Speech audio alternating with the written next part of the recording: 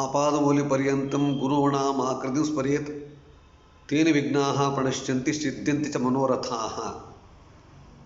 ಅಜ್ಞಾನತಿಮಿರಚ್ಛೇದಂ ಬುದ್ಧಿಸಂಪತ್ಪ್ರದಾಯಕಂ ವಿಜ್ಞಾನ ವಿಮಲಂ ಶಾಂತಂ ವಿಜಯಾಖ್ಯ ಗುರುಂ ಭಜೆ. ಎಲ್ಲರಿಗೂ ನಮಸ್ಕಾರ. ವೈಷ್ಣವ ಪರಂಪರೆ ಎಂಬ ವಿಷಯದಲ್ಲಿ ಈ ಮೊದಲು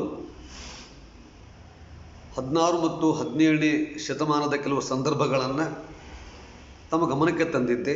ಆ ಸಂದರ್ಭದಲ್ಲಿ ಮಂತ್ರಾಲಯ ಪ್ರಭುಗಳು, ರಾಯರು ಮಾಡಿದ ಉಪಕಾರ, ಅವರು ಕೊಟ್ಟಂತಹ ಕೊಡುಗೆ, ಅವರಿಂದಾದ ಜಾಗೃತಿ, ನಂತರ ಕಾಖಂಡಕಿ ಮಹಿಪತಿ ದಾಸರು ಅವರಿಂದ ಭಕ್ತಿ ಪಂಥದ ವಿಶೇಷ ಬೆಳವಣಿಗೆ,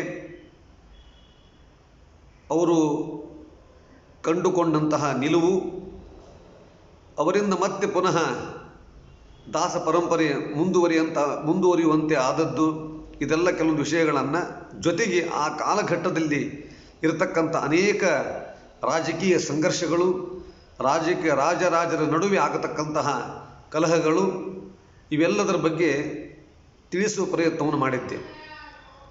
ಇವತ್ತಿನ ದಿವಸ ನಂತರ ಅದೇ ಒಂದು ಕಾಲಘಟ್ಟದಲ್ಲಿ, ಅಂದರೆ 1682ರಿಂದ ಹತ್ತತ್ರ ಸಾಮಾನ್ಯವಾಗಿ ಇರತಕ್ಕಂತಹ ಆಚಾರ್ಯರು 1682ರಿಂದ 1755 ನಡುವ ಸಂದರ್ಭದಲ್ಲಿ, ಅಂದರೆ 17ನೇ ಶತಮಾನ ಅಂತ ಇಟ್ಕೊಳ್ಬಹುದು.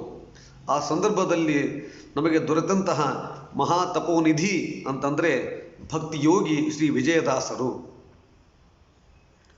ವಿಜಯದಾಸರು ಅದ್ಭುತವಾದ ಪ್ರತಿಭೆ, ಅಪರೋಕ್ಷ ಜ್ಞಾನಿಗಳು, ಮಂತ್ರಸಿದ್ಧಿ ಇರತಕ್ಕಂಥವರು.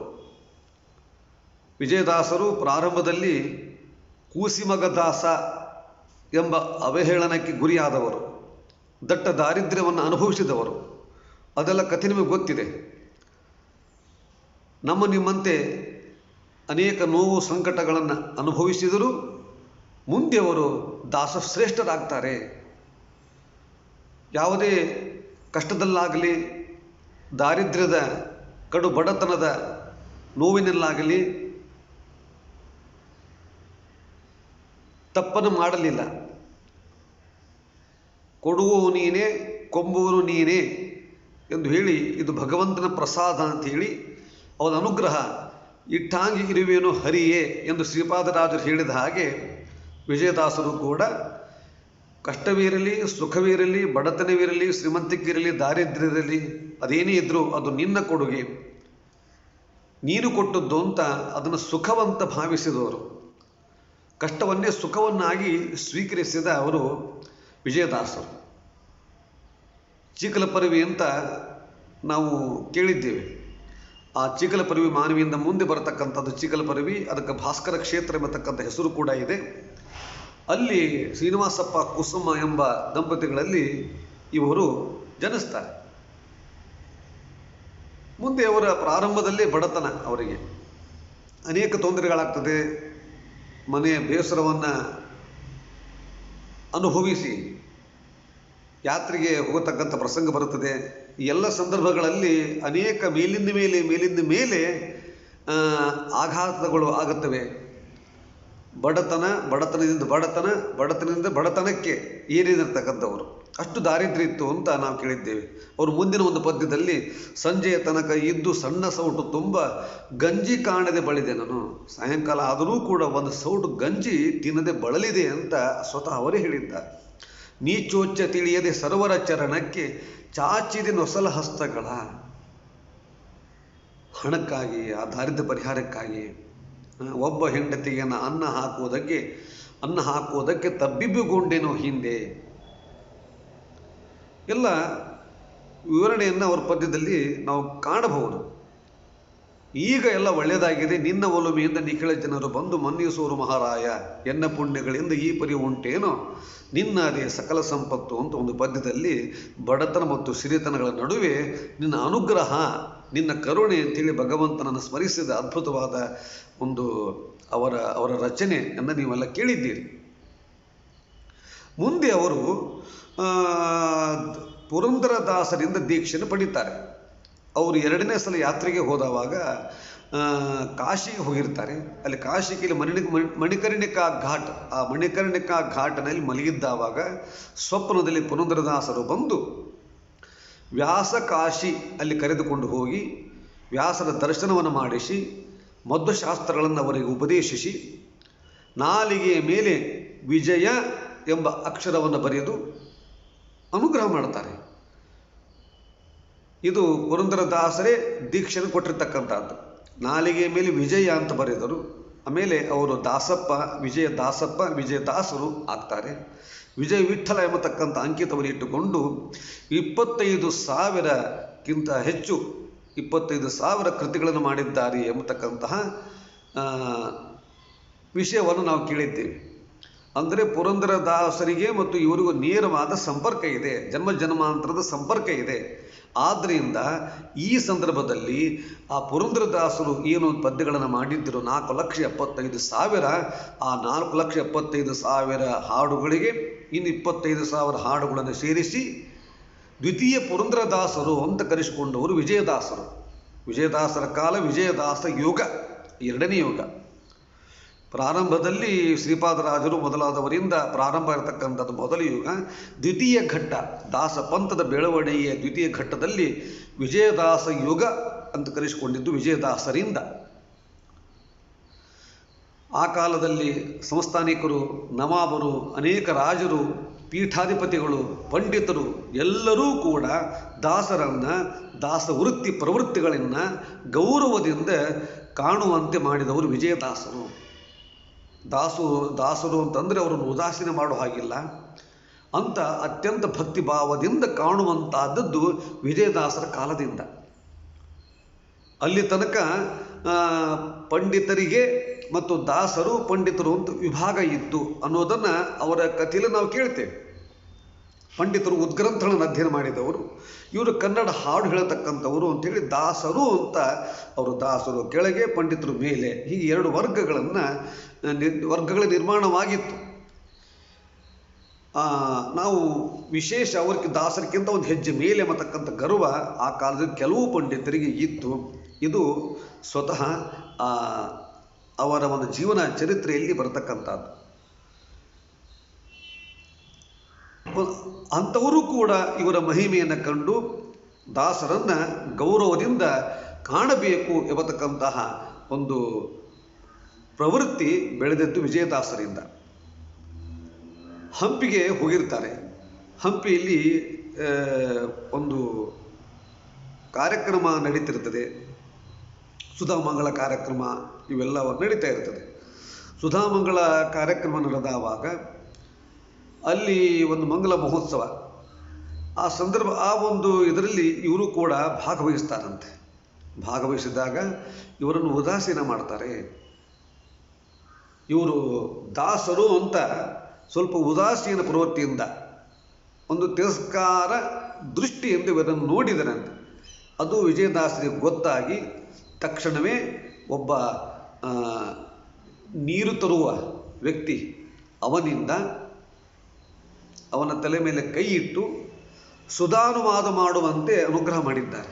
ಆ ಕ್ಷಣದಲ್ಲಿ ಅವರ ಮಹಿಮಾ ಶಕ್ತಿ, ಆ ಕ್ಷಣದಲ್ಲಿ ಅವರಿಗೆ ಒಬ್ಬ ನೀರು ಹೊರತಕ್ಕಂಥ ವ್ಯಕ್ತಿ, ಶಾಸ್ತ್ರ ಅಧ್ಯಯನ ಮಾಡಿಲ್ಲ ಅಂಥ ವ್ಯಕ್ತಿನನ್ನು ಕರೆದು ಅವನ ತಲೆ ಇಟ್ಟು ಅನುಗ್ರಹ ಮಾಡಿದರೆ ಅವನು ಸುಧಾನುವಾದ ಮಾಡಿ ಎಷ್ಟೋ ವಿಷಯಗಳನ್ನು ಇವನೇ ತಿಳಿಸಿಕೊಡುವಂತಾಯಿತು ಅಂತ ಅವರಿಗೆ.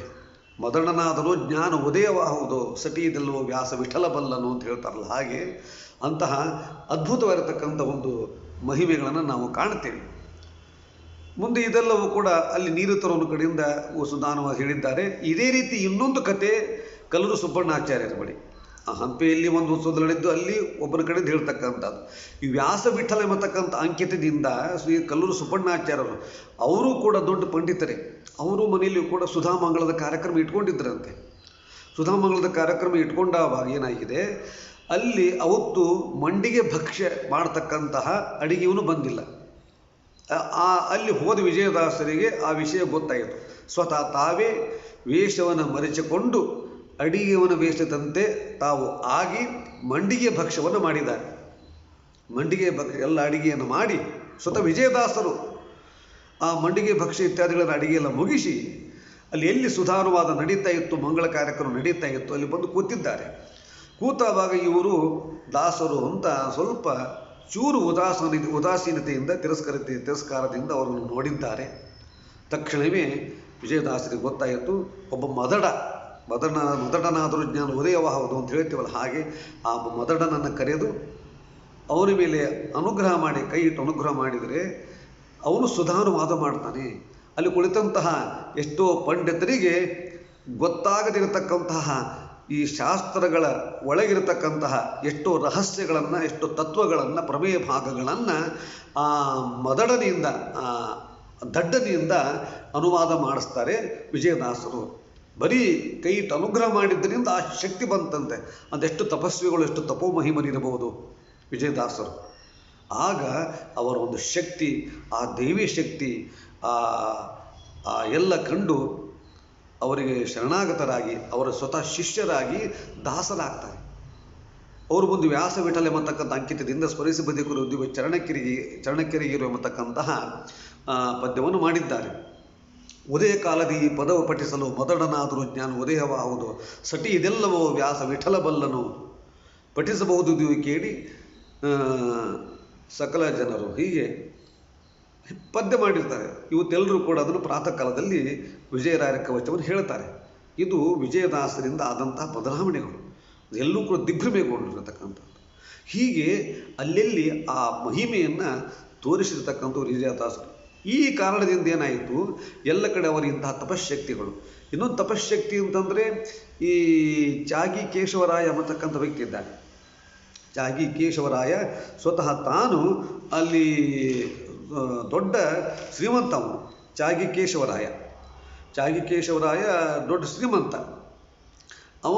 ಅವನ ಮದುವೆ ಆಗ್ತದೆ. ಮದುವೆ ಆಗಿ ಅವನ ಹೆಂಡತಿ 3 ತಿಂಗಳು ಗರ್ಭಿಣಿ ಇರುವಾಗಲೇ ತೀರಿಕೊಂಡು ಬಿಡ್ತಾನೆ. ಶ್ರೀಮಂತರು. ಅದಾದ ನಂತರ ಅವನ ಹೆಂಡತಿ ಮಗುವನ್ನು ಹಡಿತಾಳೆ. ಗಂಡ ತೀರಿಕೊಂಡ ನಂತರ ಮಗು ಹುಟ್ಟಿದೆ ಅಂಥೇಳಿ ಆ ಕಾಲದಲ್ಲಿ ಜನ ಸಂಶಯದಿಂದ ನೋಡಿ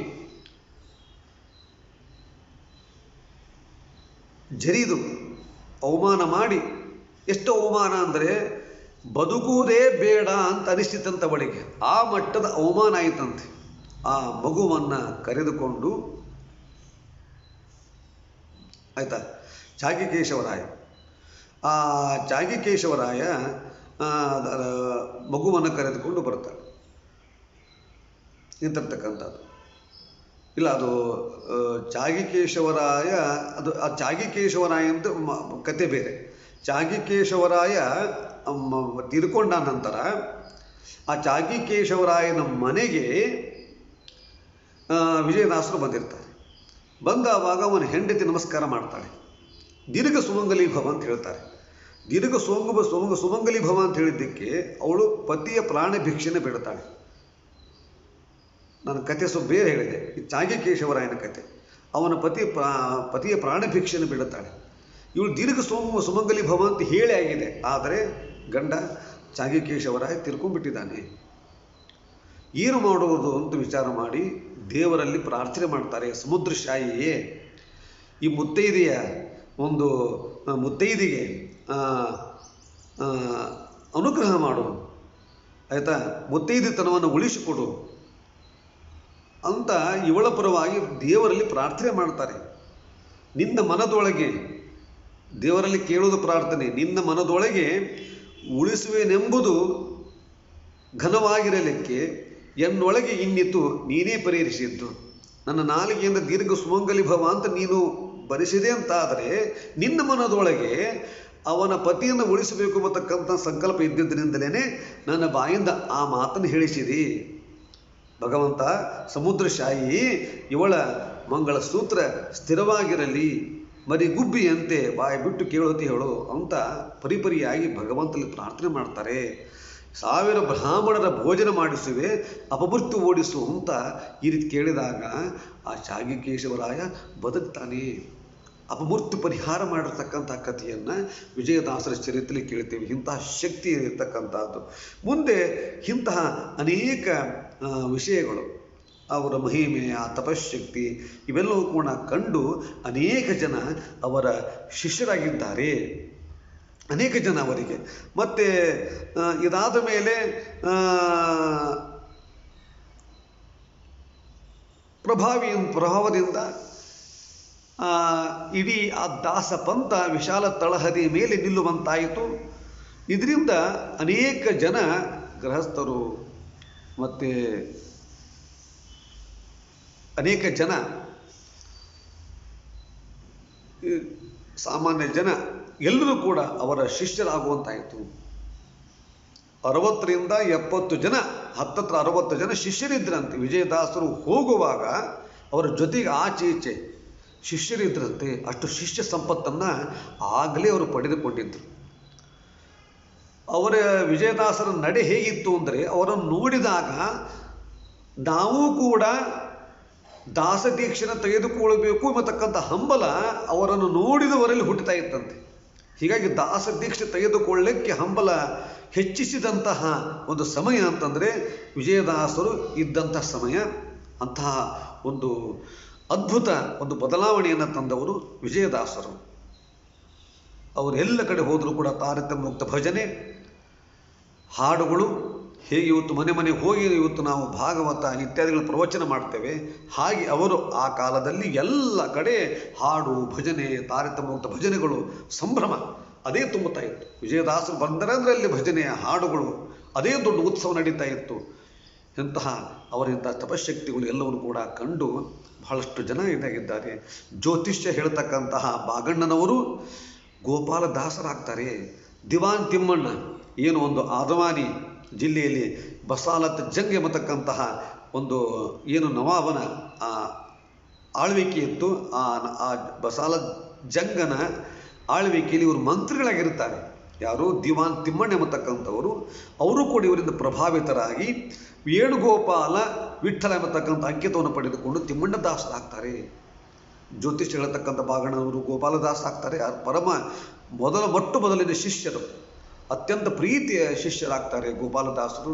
ಅದಾದ ಮೇಲೆ ದಿವಾನ್ ತಿಮ್ಮಣ್ಣನವರು ದಾಸರಾಗ್ತಾರೆ. ವೇಣುಗೋಪಾಲ ವಿಠ್ಠಲ ಎಂಬತಕ್ಕಂಥ ಅಂಕಿತದಿಂದ ಕಲ್ಲೂರು ಸುಬ್ಬಣ್ಣಾಚಾರ್ಯರು ಕೂಡ ಇವರು ಪ್ರಭಾವಿತರಾಗಿ ವ್ಯಾಸ ವಿಠ್ಠಲ ಎಂಬತಕ್ಕಂತಹ ಅಂಕಿತದಿಂದ ಅವರು ಕೂಡ ಪದ್ಯಗಳನ್ನು ಬರೀತಾರೆ. ಹೀಗೆ ಶ್ರೇಷ್ಠ ದಾಸದೇವರು. ಭಕ್ತಿಯಲ್ಲಿ ಬಾಗಣ್ಣ, ಯುಕ್ತಿಯಲ್ಲಿ ಮೋಹನ, ಶಕ್ತಿಯಲ್ಲಿ ತಿಮ್ಮಣ್ಣ ಅಂತೇಳಿ ಒಂದು ನಾಣ್ಣುಡಿ ಏನಿದೆ ಪ್ರಸಿದ್ಧಿಯಾಗಿದ್ದು ಇಂದಿಗೂ ಕೂಡ ಪ್ರಚಲಿತ ಇದೆ. ಅಂತಹ ಮೂರು ಶ್ರೇಷ್ಠ ದಾಸ ರತ್ನಗಳನ್ನು ಕೊಟ್ಟಂಥವರು. ಅವರಿಂದ ನಿರ್ಮಾಣಗೊಂಡಿರ್ತಕ್ಕಂಥ ಮುಂದಿನ ಶ್ರೇಷ್ಠ ದಾಸರುಗಳು ಅಂತಂದರೆ ಗೋಪಾಲದಾಸರು, ತಿಮ್ಮಣ್ಣದಾಸರು ಮೊದಲಾದವರು. ಜೊತೆಗೆ ಮೋಹನದಾಸರು ಕೂಡ ಹಾಗೆ. ಮೋಹನದಾಸರ ಕತೆ ಅಂತಂದರೆ ಇಲ್ಲಿ ಭೀಮಣ್ಣ ನಾಯಕನ ಕತೆ ಬರ್ತದೆ. ಆನೆಗುಂದಿಯಲ್ಲಿ ಭೀಮಣ್ಣ ನಾಯಕ ಅಂತಿದ್ದ. ಆ ಭೀಮಣ್ಣ ನಾಯಕ ಏನಾಗ್ತಾರೆ, ಭೀಮಣ್ಣ ನಾಯಕ ದೊಡ್ಡ ಶ್ರೀಮಂತ. ಆ ಶ್ರೀಮಂತ ತಾನು ಏನು ಮೊದಲು ಕತೆ ಹೇಳಿದ್ದೆ ಆ ಕತೆ ಇಲ್ಲಿ ತಗೊಳ್ಬೇಕು. ಇವಾಗ ಆ ಭೀಮಣ್ಣ ನಾಯಕನ ಮದುವೆ ಆಗ್ತದೆ. ಮದುವೆ ಆದ ಸಂದರ್ಭದಲ್ಲಿ ಸ್ವಲ್ಪ ಸಮಯದಲ್ಲಿ ಅವನು ಮರಣ ಹೊಂದಿಬಿಡ್ತಾನೆ. ದೊಡ್ಡ ಶ್ರೀಮಂತ ಭೀಮಣ್ಣ ನಾಯಕ, ಶ್ರೀಮಂತರ ಮನೆ. ಆ ಮದುವೆಯಾಗಿ ಸ್ವಲ್ಪ ಸಮಯದಲ್ಲಿ ಮರಣ ಹೊಂದಿದ ತಕ್ಷಣವೇ ಆ ಮರಣ ಹೊಂದ ಸಂದರ್ಭದಲ್ಲಿ ಅವನ ಹೆಂಡತಿ ಗರ್ಭಿಣಿ ಆಗಿರ್ತಾಳೆ. 3 ತಿಂಗಳ ಗರ್ಭಿಣಿ ಆಗಿರ್ತಾಳೆ. ಹೀಗಾಗಿ ಸ್ವಲ್ಪ ಸಮಯದ ನಂತರ ಮಗುವನ್ನು ಹಡಿತಾಳೆ. ಆ ಮಗುವನ್ನು ಹಡೆದ ನಂತರ ಗಂಡ ಮರಣ ಹೊಂದಿದ ನಂತರ ಮಗು ಆಗಿದೆ ಅಂತೇಳಿ ಜನ ಸಂಶಯ ದೃಷ್ಟಿಯಿಂದ ನೋಡಿ ಅವಳನ್ನು ಜರೀತಾರೆ, ಅವಮಾನ ಮಾಡ್ತಾರೆ. ಬದುಕುವುದೇ ಬೇಡ ಅಂತ ಅನಿಶ್ಚಿತಂತ ಅವಳಿಗೆ. ಆ ಮಟ್ಟದಲ್ಲಿ ಅವಳಿಗೆ ಅವಮಾನ ಮಾಡಿದ್ದಾರೆ. ಅವರ ಅವಮಾನವನ್ನು, ಬೇಸರವನ್ನು ತಾಳದಾದನೆ ಮನೆ ಬಿಟ್ಟು ಬಂದು ಆ ಮಗುವನ್ನು ಕರ್ಕೊಂಡು ಬಂದುಬಿಟ್ಟಿದ್ದಾಳೆ. ಈ ಹಂಪಿಯಲ್ಲಿ ಒಂದು ಏನು ಕಾರ್ಯಕ್ರಮ ನಡೀತಾ ಇತ್ತು. ಆ ಕಾರ್ಯಕ್ರಮ ನಡೆದ ಸಂದರ್ಭದಲ್ಲಿ ಅನ್ನಸಂತರ್ಪಣೆ ಆಗ್ತಾ ಇತ್ತು. ವಿಜಯದಾಸರು ಅಲ್ಲಿದ್ದರು. ಅನ್ನಸಂತರ್ಪಣೆ ಆಗುವ ಸಂದರ್ಭದಲ್ಲಿ ದೂರದಲ್ಲಿ ಅಲ್ಲಿರ್ತಕ್ಕಂಥ ಕಂಬಕ್ಕೆ ಹೊರಗಿ ಕುಳಿತಂತಹ ಈ ತಾಯಿ ಮಗುವನ್ನು ನೋಡ್ತಾರೆ. ಆ ಮಗು ಮೈಯೆಲ್ಲ ಕಜ್ಜಿ ಬಂದು, ಕೀವು ಬಂದು, ರೋಗಿಷ್ಠ ಮಗುವಿನಂತೆ ಕಾಣ್ತಾ ಇದೆ. ರೋಗಿಷ್ಠ ಮಗು, ಮೈಯೆಲ್ಲ ಒಂಥರ ಕಜ್ಜಿ ಕಿವು ಒಂಥರ ವಾಸನೆ ಬರತಕ್ಕಂತಹ ರೋಗಿಷ್ಠ ಮಗುವನ್ನು ಕರೆದುಕೊಂಡು ಆ ಹೆಣ್ಣುಮಗಳು ಕೂತಿದ್ದಾಳೆ. ವಿಜಯದಾಸರು ಅಲ್ಲಿ ಹೋಗಿ ಅನುಕಂಪ ಬಂತವರಿಗೆ, ಆ ಮಗುವಿನ ಮೇಲೆ ಅನುಕಂಪದಿಂದ ಆ ಮಗುವನ್ನು ಕರೆದುಕೊಂಡು ತಾವು ಆ ಮಗುವನ್ನು ಸಾಕ್ತಾರೆ. ಮಗುವನ್ನು ಸಾಕಿ ಎಲ್ಲ ಅವರಿಗೆ ಅನುಕೂಲ ಮಾಡಿಕೊಟ್ಟು ಮುಂದೆ ಅವರೇ ಮೋಹನದಾಸರಾಗ್ತಾರೆ. ನೋಡಿ, ಯಾವುದೊಂದು ರೋಗಿಷ್ಠ ಕಜ್ಜಿ ಮಗುವಿನ ಮೇಲೆ ಅನುಕಂಪವನ್ನು ಮಾಡಿ ಪ್ರೀತಿಯಿಂದ ಕರೆದುಕೊಂಡು ಬಂದು ಸಾಕಿದರು. ಮುಂದೆ ಅವರೇನೆ ಮೋಹನ ದಾಸರಾಗ್ತಾರೆ. ಮೋಹನ ವಿಠಲ ಎಂಬತಕ್ಕಂಥ ಅಂಕಿತದಿಂದ ಮೋಹನ ದಾಸರಾಗ್ತಾರೆ. ಎಂತಹ ಅದ್ಭುತ! ಆ ಸಂದರ್ಭದಲ್ಲಿ ಆ ಮಗುವಿಗೆ ಆಶೀರ್ವಚನ ಪೂರ್ವಕವಾಗಿ ಒಂದು ಪದ್ಯವನ್ನು ಮಾಡಿದ್ದಾರೆ. ಅದು ಎಲ್ಲ ಕಾಲಕ್ಕೂ ಎಲ್ಲ ಜನಾಂಗಕ್ಕೂ ಸಮನ್ವಯ ಆಗತಕ್ಕಂತಹ ಆಶೀರ್ವಾದದ ಮಾತು. ಚೆನ್ನಾಗಿರಿಪ ಅಂತ ಹೇಳ್ತಕ್ಕಂಥ ಮಾತದು. ಎಲ್ಲ ಕಾಲಕ್ಕೂ ಏನು ಉಪನಿಷತ್ತು ಪುರಾಣಗಳು ಏನು ಆಶೀರ್ವಾದ ಮಂತ್ರಗಳನ್ನು ಹೇಳ್ತವೆ, ಅದರ ಸಾರ ಸಂದೇಶಗಳನ್ನು ಒಂದು ಕನ್ನಡದಲ್ಲಿ ಪದ್ಯವನ್ನು ಮಾಡಿ ಎಲ್ಲ ಸಾರ್ವಕಾಲಿಕವಾದ ಒಂದು ಸಂದೇಶವನ್ನು ಕೊಟ್ಟಿದ್ದಾರೆ. ಎಲ್ಲರಿಗೂ ಎಲ್ಲ ಕಾಲಕ್ಕೂ ಸಮನ್ವಯ ಆಗತಕ್ಕಂತಹ ಒಂದು ಸಂದೇಶವನ್ನು ಚಿರಂಜೀವಿ ಆಗಲು ಚಿನ್ನ ನೀನು ಪರಮ ಭಾಗವತರ ಪದಧೂಳಿ ಧರಿಸುತ್ತಲಿ. ಚಿರಂಜೀವಿ ಆಗಲು ನಾವು ಹೇಳ್ತೇವೆ, ಚಿರಂಜೀವಿ ಭವ, ದೀರ್ಘಾಯುಷ್ಮಾನ್ ಭವ ಅಂತ ನಾವು ಹೇಳ್ತೇವಲ್ಲ, ಆ ಅರ್ಥದಲ್ಲಿ ಹೇಳತಕ್ಕಂಥ ಮಾತು ಪರಮ ಭಾಗವತರ ಪದಧೂಳಿ ಧರಿಸುತ್ತಲಿ. ಒಂದೊಂದು ಶಬ್ದಗಳು ಕೂಡ ಅರ್ಥಗರ್ಭಿತ. ಭಾಗವತರ ಧೂಳಿನ ತಲೆಯಲ್ಲಿ ಧರಿಸುವಂತೆ ಪರಮ ಭಾಗವತರ ಪದಧೂಳಿ ಧರಿಸುತ್ತಲೇ ಚಿರಂಜೀವಿಯಾಗಲು ಚಿನ್ನ ನೀನು ಚಿರಂಜೀವಿ ಆಗ. ಹೇಗೆ ನಿನ್ನ ಬದುಕು ಸಾರ್ಥಕ ಆಗೋದು ಯಾವಾಗ? ಸಾರ್ಥಕ ಮಾಡಿಕೊ. ಹೇಗೆ? ಪರಮ ಭಾಗವತರ ಪದಧೂಳಿ ಧರಿಸುತ್ತಲೇ ಅಂದರೆ ಗುರು ಹಿರಿಯರನ್ನು ಭಾಗವತೋತ್ತಮರನ್ನು ಗೌರವಿಸುತ್ತಾ ಅವರನ್ನು ಸೇವಿಸುತ್ತಾ ನೀನು ಚೆನ್ನಾಗಿ ಬದುಕು ಅಂತ ಪ್ರಾರಂಭದಲ್ಲಿ ಹೇಳಿರ್ತಕ್ಕಂಥ ಮಾತು. ಜರಿಯಬೇಡ, ನೋಡಿ ಉಪದೇಶ ಇರತಕ್ಕಂಥದ್ದು. ಜರಿಯಬೇಡ ಹರಿಯ ಮರೆಯಬೇಡೆಂದು, ಜರಿಯಬೇಡ ಹರಿಯ ಮರೆಯಬೇಡೆಂದು, ತಿರಿಯಬೇಡ ಕಳರ ಮನೆಗೆ ಹೋಗಿ, ಒರೆಯಬೇಡ ನರಿಗೆ ರಹಸ್ಯ ತತ್ವಗಳನ್ನು, ಬೆರೆಯಬೇಡ ಪರರ ಸತಿಯ ಸೊಪ್ಪನದಲ್ಲೂ. ಎಂಥ ಅದ್ಭುತವಾದ ಮಾತಿರತಕ್ಕಂಥದ್ದು. ಜರಿಯಬೇಡ ಹರಿಯ ಮರೆಯಬೇಡ, ಎಲ್ಲ ಕಾಲಕ್ಕೂ ಈ ಸಂದೇಶ ನಿನ್ನಲ್ಲಿ ಸ್ಥಿರವಾಗಿರಲಿ. ಲೋಕವಾರ್ತೆ ನಿನ್ನ ಕಿವಿಗೆ ಕೇಳಿಸಬೇಡ. ನಾವು ಹೇಳ್ತೇವಲ್ಲ, ಗುರುಭುಂಶಿಚ ಕರ್ಮ ನಿಜಂ ನಿಯತಂ ಹರಿಪಾದ ವಿನಮೃದಿಯ ಸತತಂ ಹರಿರೇವ ಪರೋ ಹರಿರೇವ ಗುರು ಹರಿರೇವ ಜಗತ್ ಪಿತೃಮಾತೃಗತಿ ತದಲಂ ಬಹುಲೋಕ ವಿಚಿಂತನೆಯ ಪ್ರವಣಂ ಕುರು ಮಾನಸ ಮೀಶ ಪದೇ. ಲೋಕವಾರ್ತೆಯ ನಿನ್ನ ಕಿವಿಗೆ ಕೇಳಿಸಬೇಡ, ಶ್ರೀಕಾಂತ ಚರಿತೆಯನ್ನು ಕೇಳದಿರಬೇಡ. ಪ್ರವಣಂ ಕುರು ಮಾನಸಂ ಈಶ ಪದೇ. ಎಷ್ಟು ಚಂದ ಹೇಳಿದ್ದಾರೆ. ಶ್ರೀಕಾಂತ ಚರಿತೆಯನ್ನು ಕೇಳದಿರಬೇಡ, ಪಾಕವನ್ನು ಮಾಡಿ ಏಕಾಂಗಿಯಾಗಿ ಒಣಬೇಡ, ಭೂಕಾಂತರನ್ನು ಸರಿಸಿ ಬೆಸೆಗೊಳ್ಳಬೇಡ. ಎಷ್ಟು ಮಾತು ಆ ಕಾಲದಲ್ಲಿ 17ನೇ ಶತಮಾನದಲ್ಲಿ ಹೇಳಿರ್ತಕ್ಕಂಥ ಮಾತು ಇವತ್ತು ಕೂಡ ಪ್ರತಿಯೊಬ್ಬ ಹುಡುಗರಿಗೂ ಕೂಡ ಇದು ಅವರು ಕೊಟ್ಟಂತಹ ಆಶೀರ್ವಾದ. ಇದು ಅವರ ಅನುಗ್ರಹಪೂರ್ವಕವಾಗಿ ಇಡೀ ಜಗತ್ತಿಗೆ ಆಶೀರ್ವಾದ ಮಾಡಿರ್ತಕ್ಕಂತಹ ಪ್ರೀತಿಯಿಂದ ಹರಸಿರತಕ್ಕಂತಹ ಒಂದು ಪದ್ಯ ಇದು. ಸಾಲ ಮಾಡಲೇ ಬೇಡ, ಸಾಲದನ ಬೇಡ, ನಾಳೆಗೆ ಹ್ಯಾಗೆಂಬ ಚಿಂತೆ ಬೇಡ, ಕೂಳ ಜನರೊಡಗೂಡಿ ಕೆಂಗಡಲಿ ಬೇಡ, ಬಾಳುವವರ ಸಂಘದಲ್ಲಿ ಬಾಳೆಲವೋ ಬಾಳನಿ. ಯಾರ ಜೊತೆಗೆ ಬದುಕಿದರೆ ನಿನ್ನ ಬದುಕು ಆಗ್ತದೋ ಅವರ ಜೊತೆಗೆ ನೀ ಬದುಕು. ನಿನಗೆ ಯಾರು ಯೋಗ್ಯರೋ, ಯಾರಿನಿಗೆ ಸರಿಯೋ, ಯಾರನ್ನು ಹಚ್ಚಿಕೊಂಡರೆ ನೀನು ಬಾಳಬಹುದು ಅವರನ್ನು ಹಚ್ಚಿಕೊಂಡು ಬಾಳುವವರ ಜೊತೆಗೆ ಬಾಳೆಲ್ಲವೋ ಬಾಳ. ಅಂದರೆ ಯಾರು ಪ್ರಾಮಾಣಿಕವಾಗಿ ಬಾಳು ನಡೆಸ್ತಾ ಇರ್ತಾರೆ ಹಾಗೆ ಪ್ರಾಮಾಣಿಕವಾಗಿ ಬಾಳು ನಡೆಸುವವರ ಜೊತೆಗೆ ನೀನು ಬಾಳು, ನೀನು ಬದುಕು. ಅವರು ಪ್ರಾಮಾಣಿಕತೆಯಿಂದ, ಸತ್ಯ ಮಾರ್ಗದಿಂದ, ಧರ್ಮ ಮಾರ್ಗದಿಂದ, ನಿಯಮನಿಷ್ಠೆಯಿಂದ ಬದುಕ್ತಾರೆ.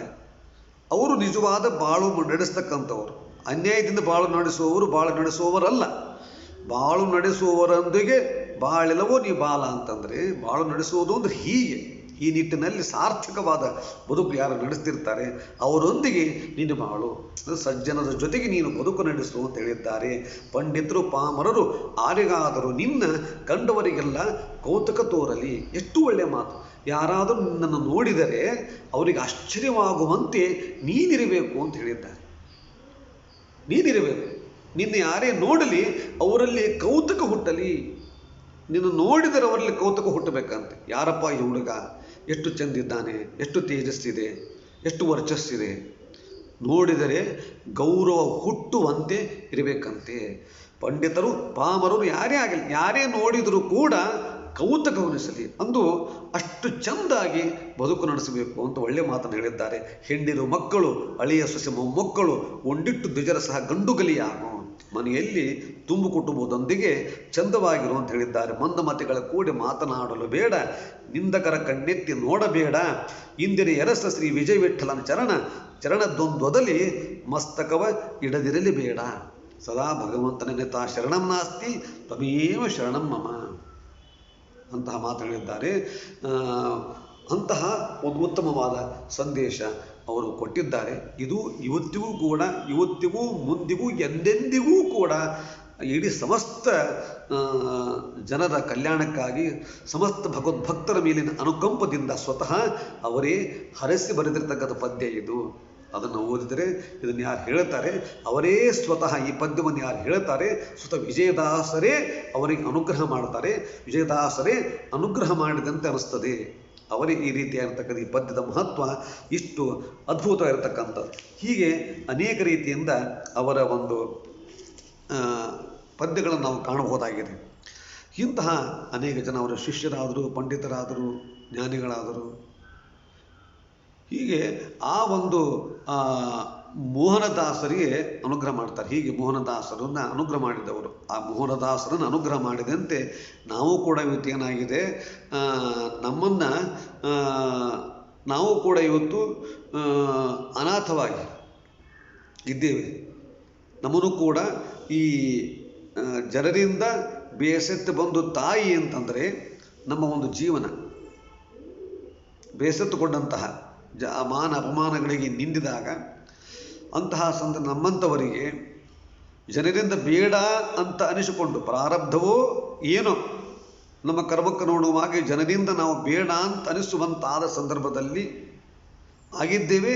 ಜೊತೆಗೆ ನಾನಾ ವಿಷಯ ಪದಾರ್ಥಗಳ ನಾನಾ ದುರ್ವ್ಯವಹಾರಗಳ ರೋಗ ನಮಗೆತ್ತಿದೆ. ನಾವು ಅನೇಕ ನಾನಾ ವ್ಯವಹಾರಗಳ ಅವ್ಯವಹಾರಗಳ ವಿಷಯ ಪದಾರ್ಥಗಳ ರೋಗಗಳನ್ನು ಅಂಟಿಸಿಕೊಂಡಂತಹ ಕಜ್ಜಿ ಇರತಕ್ಕಂತಹ ರೋಗಿಷ್ಠ ಮಕ್ಕಳು ಅಂತಂದರೆ ಯಾರು ನಾವಾಗಿದ್ದೇವೆ. ನಮಗೂ ಹೊರಗಡೆ ಕಾಣದಿರ್ಬೋದು ಅನೇಕ ಕಲ್ಮಶವುಳ್ಳಂತಹ ರೋಗಗಳು ಒಳಗಿವೆ. ಹೀಗೆ ನಮ್ಮ ಈ ಬದುಕು ಬರ್ತಕ್ಕಂತಹ ತಾಯಿ ಜನರಿಂದ ಬೇಸರಕೊಂಡು ಬಂದಂತೆ ಹಾಗೆ ಹೇಗೆ ಆ ಮಗುವನ್ನು ಕಾಪಾಡಿದರು ಹಾಗೆ ನಮಗೂ ಕೂಡ ಇರತಕ್ಕಂತಹ ನಮ್ಮ ಮೇಲೆ ಅನುಕಂಪ ತೋರಿ ನಮ್ಮಲ್ಲಿರ್ತಕ್ಕಂಥ ಏನು ಆ ಕಜ್ಜಿ ಆ ರೋಗಿಷ್ಠ ಲಕ್ಷಣಗಳು ನಮ್ಮಲ್ಲಿವೆ. ಹೊರಗಡೆ ಕಾಣದಿದ್ದರೂ ಒಳಗಡೆ ಇವೆ ರೋಗಿಷ್ಠ ಲಕ್ಷಣಗಳು. ಹೀಗೆ ರೋಗಿಷ್ಠ ಲಕ್ಷಣಗಳು ಇರತಕ್ಕಂಥ ನಮ್ಮನ್ನೂ ಕೂಡ ಮೋಹನದಾಸರ ಅನುಗ್ರಹ ಮಾಡಿದಂತೆ ವಿಜಯದಾಸರು ಕೂಡ ನಮಗೆ ಅನುಗ್ರಹ ಮಾಡಿ ನಮ್ಮಲ್ಲಿರ್ತಕ್ಕಂತಹ ಈ ರೋಗ ಲಕ್ಷಣ ಉಳ್ಳಂತಹ ಅನೇಕ ಕೆಟ್ಟ ಗುಣಗಳನ್ನು ವಿಜಯದಾಸರು ಪರಿಹಾರ ಮಾಡ್ತಾರೆ. ವಿಜಯದಾಸರ ಕಟ್ಟೆಗೆ ಹೋಗಿ ಅವರ ಸೇವೆಯನ್ನು ಮಾಡಿದರೆ, ಭಕ್ತಿಯನ್ನು ಮಾಡಿದರೆ ಎಲ್ಲ ಥರದ ಅನುಗ್ರಹವನ್ನು ಮಾಡತಕ್ಕಂಥ ಶಕ್ತಿ ವಿಜಯದಾಸರಿಗಿದೆ. ಗ್ರಹಗಳೆಲ್ಲವೂ ಇವರಿಗೆ ಸಹಾಯವಾಗುತ್ತಾ ಅಹೋರಾತ್ರಲ್ಲಿ ಸುಖವನಿಹವನಿವರು ಆ ಗ್ರಹ ಈ ಗ್ರಹ ಪೂಜೆ ಮಾಡಿ ಉಪಯೋಗ ಇಲ್ಲ. ವಿಜಯದಾಸರನ್ನು ಒಂದು ಸೇವೆ ಮಾಡಿ ಎಲ್ಲ ಗ್ರಹಗಳು ಅನುಕೂಲಕರವಾಗಿ ಬಿಡುತ್ತೆ. ಅಂಧವಚನವ ನಿಜಕ್ಕೆ ತಂದು ಕೊಡುವನು ಭಗವಂತ. ಇವರು ಏನು ಹೇಳ್ತಾರೆ ಅವರ ಮಾತನ್ನು ಭಗವಂತ ಸತ್ಯವನ್ನಾಗಿ ಮಾಡ್ತಾನೆ. ಋಷೀಣ ಪುನರಾಧ್ಯಾನ ಅಂತೂ ವಾಚಮರ್ತೋನಧಾವತಿ. ಇವರು ಏನಿದೆ ಅಲ್ಲ ಇವರು ಏನು ಅಂತಾರೆ ಆ ಮಾತನ್ನು ಸತ್ಯವನ್ನಾಗಿ ಮಾಡ್ತಾನೆ ಭಗವಂತ. ಅಂಧವಚನವ ನಿಜಕ್ಕೆ ತಂದು ಕೊಡುವನು. ಇವರು ಏನು ಹೇಳ್ತಾರೆ ನೋಡಿ, ಈ ಅವರು ಬದುಕ ಅಪಮೃತ್ಯು ಪರಿಹಾರ ಆಗಲಿ ಅಂತ ಹೇಳಿದ್ರು, ಅಪಮೃತ್ಯು ಪರಿಹಾರ ಆಯಿತು. ಏನೇನು ಆಗಬೇಕು ಅಂತ ಇವರಿಗೆ ಆ ಮದನದ ಮೇಲೆ ಕೈ ಇಟ್ಟು ಇವನಿಗೆ ಸಕಲ ಶಾಸ್ತ್ರಗಳನ್ನು ಅನುವಾದ ಮಾಡೋ ಶಕ್ತಿ ಬರಲಿ ಅಂತ ತಲೆ ಮೇಲೆ ಕೈ ಇಟ್ಟು ಅನುವಾದ ಮಾಡೋ ಶಕ್ತಿ ಬಂತು. ಒಬ್ಬರಲ್ಲ ಇಬ್ಬಿಬ್ಬರ ಕಥೆಯನ್ನು ನಾವು ಕೇಳ್ತೇವೆ. ಹೀಗೆ ಅನೇಕ ಆ ತಪಶಕ್ತಿ ಅವರಲ್ಲಿ ಮೈಗೂಡಿ ಬಿಟ್ಟಿರ್ತಕ್ಕಂಥದ್ದು. ಇಂಥ ಆ ಕಾಲದಲ್ಲಿ ಬಹಳ ಪ್ರಭಾವ ಬೀರಿರ್ತಕ್ಕಂಥವ್ರು. ಹೀಗಾಗಿ ಎಲ್ಲರೂ ಕೂಡ ಈ ದಾಸರನ್ನು ಗೌರವದಿಂದ ಕಾಣಬೇಕು. ದಾಸರು ಅಂದರೆ ಸುಮ್ಮನೆ ಅಲ್ಲ ಎಂಬತಕ್ಕಂಥ ಭಾವನೆ ಹುಟ್ಟಿದ್ದು ವಿಜಯದಾಸರಿಂದ. ತಾವು ಕಂಡುಕೊಂಡಂತಹ ಪ್ರಾರಂಭದ ಹಂತದ ಪ್ರಾರಂಭದಲ್ಲಿ ಬಡತನ, ನೋವು, ಸಂಕಟಗಳು, ಅದರ ನಂತರ ಹರಿದಾಸರಾಗಿ ದಾಸ ದೀಕ್ಷೆನ ತೆಗೆದುಕೊಂಡು ನಂತರ ಬಂದಂತಹ ಅನುಭವಗಳು ಎರಡೂ ಕೂಡ ಬೆಳೆಸಿ ಆ ಪರಿಪಕ್ವವಾಗಿತ್ತು. ಜೊತೆಗೆ ಅನೇಕ ಲೋಕಗಳ ಸಂಚಾರ, ತೀರ್ಥಯಾತ್ರೆ, ಇವೆಲ್ಲ ಅನುಭವಗಳಿಂದ ಹಂತ ಹಂತವಾಗಿ ಪರಿಪಕ್ವತೆಯನ್ನು ಪಡೆದುಕೊಂಡಂತಹ ಅವರ ಪದ್ಯಗಳು ಇವತ್ತು ಕೂಡ ಎಲ್ಲರ ಬಾಳಿನಲ್ಲಿ ಬೆಳಕು ನೀಡತಕ್ಕಂಥವುಗಳಾಗಿವೆ. ಅವಳ ಕೃತಿಗಳು ಅಂತಂದರೆ ಕೇವಲ ಒಂದಷ್ಟೇ ಅಲ್ಲ, ಈ ಒಂದು ಭಗವಂತನ ಮಹಿಮೆ ಅಂತಷ್ಟೇ ಅಲ್ಲ, ಎಷ್ಟೋ ಉದ್ಗ್ರಂಥಗಳ ಸಕಲ ಶಾಸ್ತ್ರಗಳ ತತ್ವ ರಹಸ್ಯಗಳನ್ನು, ಪ್ರಮೇಯ ಭಾಗಗಳನ್ನು ಒಳಗೊಂಡಂತಹ ಪದ್ಯಗಳು. ಆ ಕಾಲದಲ್ಲಿ ರಚನೆ ಅಂತ ಆಗೋದಾದರೆ ಸಂಸ್ಕೃತದಲ್ಲಿ ರಚನೆ ಆದರೆ ಮಾತ್ರ ಅದಕ್ಕೆ ಮಾನ್ಯತೆ ಇದ್ದಂತಹ ಕಾಲ ಅದು. ಆ ಸಂದರ್ಭದಲ್ಲೇ ಅಂದರೆ ಅಲ್ಲಿರ್ತಕ್ಕಂಥ ಪಂಡಿತರು ಆ ಕಾಲದವರು ಎಂಥ ಕಾಲ ಅಂದರೆ ಸಂಸ್ಕೃತದಲ್ಲಿ ರಚನೆಯಾದರೆ, ಸಂಸ್ಕೃತದಲ್ಲಿ ಇದ್ದರೆ ಅದಕ್ಕೊಂದು ಮಾನ್ಯತೆ ಅಂತ ಇದ್ದಂಥ ಕಾಲ. ಆ ಸಂದರ್ಭದಲ್ಲಿಯೇ ವ್ಯಾಸರಾಜರು ಒಂದು ಕ್ರಾಂತಿಯನ್ನು ಮಾಡಿದ್ದರು, ಶ್ರೀಪಾದರಾಜರು ಆ ಕ್ರಾಂತಿಯನ್ನು ಮಾಡಿದರು. ವಿಜಯದಾಸರು ಕೂಡ ಈ ಕಾಲಘಟ್ಟದಲ್ಲೂ ಕೂಡ ಅಂದರೆ ದ್ವಿತೀಯ ಹಂತದಲ್ಲಿ ಅದೇನು ರಾಯರಿಂದ ಒಂದು ಪುನರುಜ್ಜೀವನ, ರಾಯರು ಎರಡನೇ ಹಂತದಲ್ಲಿ ಅವರು ಉತ್ತೇಜನ ಕೊಟ್ಟಿರ್ತಕ್ಕಂಥವ್ರು ಮಂತ್ರಾಲಯ ಪ್ರಭುಗಳು. ಎಲ್ಲ ದಾಸರನ್ನು ಕೂಡಿಸುವಂಥ ಕಾರ್ಯವನ್ನು ರಾಯರು ಮಾಡಿದ್ದರು. ರಾಯರ ನಂತರ ಅದು ಬೆಳವಣಿಗೆ ಪಡಿತಾ ವಿಜಯದಾಸರಲ್ಲಿ ಮತ್ತಷ್ಟು ವಿಕಸನಗೊಂಡಿತು. ವಿಜಯದಾಸರಿಂದ ಹರಿದಾಸ ಪಂಥ ಮತ್ತಷ್ಟು ಬಲವಾಯಿತು. ಎಲ್ಲರೂ ಕೂಡ ದಾಸರು ಅಂದರೆ ಗೌರವದಿಂದ ಕೈ ಮುಗಿದು ಕಾಣುವಂತಹ ಒಂದು ವಾತಾವರಣ ನಿರ್ಮಾಣವಾಗಿದ್ದು ಆ ವಿಜಯದಾಸರ ಕಾಲಘಟ್ಟದಲ್ಲಿ. ಇಂತಹ ಒಂದು ಅದ್ಭುತವಾಗಿರತಕ್ಕಂಥ ಒಂದು ಚಿಂತನೆಯನ್ನು ನಾವು ವಿಜಯದಾಸರ ಚರಿತ್ರೆಯಿಂದ ಕೇಳಬಹುದು.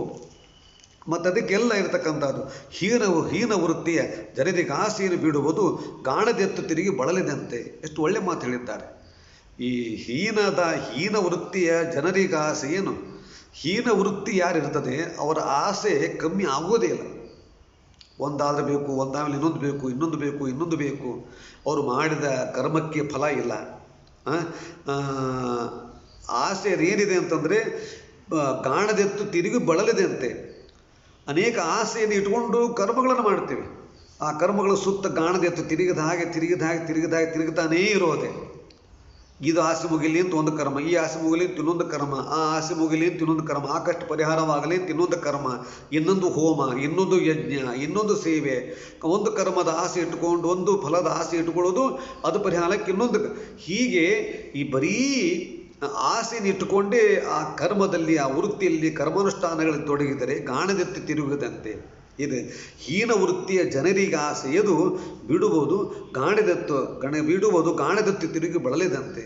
ಒಂದಕ್ಕೊಂದು ಕೆಸರು ತೊಳೆದಂತೆ ಕರ್ಮಫಲವು ಅಂತ ಹೇಳ್ತಾರಲ್ಲ, ಹಾಗೆ ಭಾನುಕೋಟಿ ತೇಜ ವಿಜಯ ವಿಠಲರೇಯ ನೀನಿಲ್ಲದ ನೆತ್ರ ಕೊಡುಕೊಂಬರುಂಟೆ. ಏನು ಆಸೆಯನ್ನು ಇಟ್ಕೊಂಡು, ಕೆಟ್ಟ ಆಸೆ ಇಟ್ಕೊಂಡು ಯಾರ್ಯಾರೋ ಸೇವೆ ಮಾಡೋದು, ಎಲ್ಲೆಲ್ಲೂ ದುಡಿಯೋದು, ಏನೇನೋ ಮಾಡ್ತಿರ್ತೀವಿ. ಅಲ್ಲ, ದೇವರು ಕೊಡ್ತಾನೆ ಬರ್ತಕ್ಕಂಥದ್ದು ನೀನೇ. ನಿನ್ನ ಹೊರೆತು ಪೊರೆವರೂ ನಾನು ಹರಿಯ ದೊರೆಯೇ.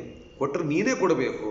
ಅದನ್ನು ಮರೆತು ಎಲ್ಲೋ ಅವರು ತಿರುಗ್ತಾರೆ, ಯಾರೋ ಕೊಡ್ತಾರೆ ಅಂತ ಭಾವಿಸಿ ಯಾರದೋ ಸೇವೆ ಮಾಡ್ತಾರೆ. ಗಾಣದೆತ್ತು ತಿರುಗಿದ ಹಾಗೆ ತಿರುಗ್ತಾನೆ ಇರ್ತಾರೆ.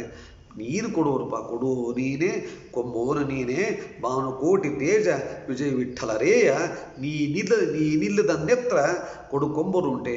ಕೊಡುವ ನೀನೇ, ಕೊಂಬೋರು ನೀನೇ. ಎಂಥ ಒಂದು ಅದ್ಭುತವಾದ ಮಾತನ್ನು ಹೇಳಿದ್ದಾರೆ. ಬೇಡಿದರೆ ಎನ್ನು ಒಡೆಯನ ಬೇಡುವೆ. ಪುರಂದರಾಸರು ಹೇಳಿದ ಹಾಗೆ ಒಡೆಯನಿಗೆ ಎನ್ನು ಒಡಲ ತೋರುವೆ, ಎನ್ನ ಬಡತನ ಭಿನ್ನ ಮಾಡುವೆ. ಒಡೆಯ ಶ್ರೀ ಪುರಂದರ ವಿಠನ ಅಡಿಗಳನ್ನೇ ಸೇರಿ ಬದುಕುವೆ, ಸಾರಿ ಬದುಕುವೆ ಅಂತ ಏನು ಒಂದು ಪದ್ಯ ಇದೆ. ಆ ಪುರಂದರ ದಾಸರ ನಂತರ ಅದೇ ಒಂದು ಭಗವಂತನನ್ನು ಕಾಣುವ, ಭಗವಂತನಲ್ಲಿ ಕೇಳುವ, ಸತತ ಭಗವಂತನ ಚಿಂತನೆಯನ್ನು ಮಾಡುವ ಆ ಒಂದು ಅಂತರಂಗ ನಿವೇದನೆ ಏನಿದೆ ಆತ್ಮನಿವೇದನೆ ಎಂಬತಕ್ಕಂಥದ್ದು ವಿಶೇಷವಾಗಿ ವಿಜಯದಾಸರ ಹಾಡುಗಳಲ್ಲಿ ಕಾಣಬಹುದು. ಮತ್ತು ಧ್ಯಾನವನ್ನು ಮಾಡಿ ಧ್ಯಾನದಿಂದ ಭಗವಂತನ ಚಿಂತನೆ ಯಾವ ರೀತಿ ಮಾಡಬೇಕು ಅಂತೇಳಿ ಕಂಕಣಾಕಾರ ಸುಳಾದಿ ಮಾಡಿ ಚಕ್ರಾಬ್ಜ ಮಂಡಲದಲ್ಲಿ ಭಗವಂತನ ಚಿಂತನೆಯನ್ನು ಯಾವ ರೀತಿ ಮಾಡಬೇಕು ಅಂತ ತಿಳಿಸಿಕೊಟ್ಟವರು ವಿಜಯದಾಸರು. ಹೀಗೆ ಅನೇಕ ಮುಖದಲ್ಲಿ ಅವರು ಕಾರ್ಯಗಳನ್ನು ಮಾಡಿದ್ದಾರೆ.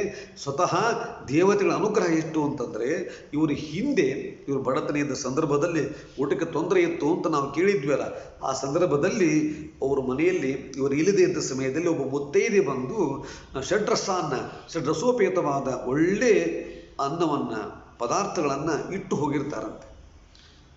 ದಾಸರು ಮನೆಗೆ ಬಂದು ನೋಡಿದಾಗ ಹೀಗೆ ಅವರು ಮುತ್ತೈದೆ ಬಂದು ಕೊಟ್ಟು ಹೋದರು ಅಂತ ಗೊತ್ತಾಗ್ತದೆ.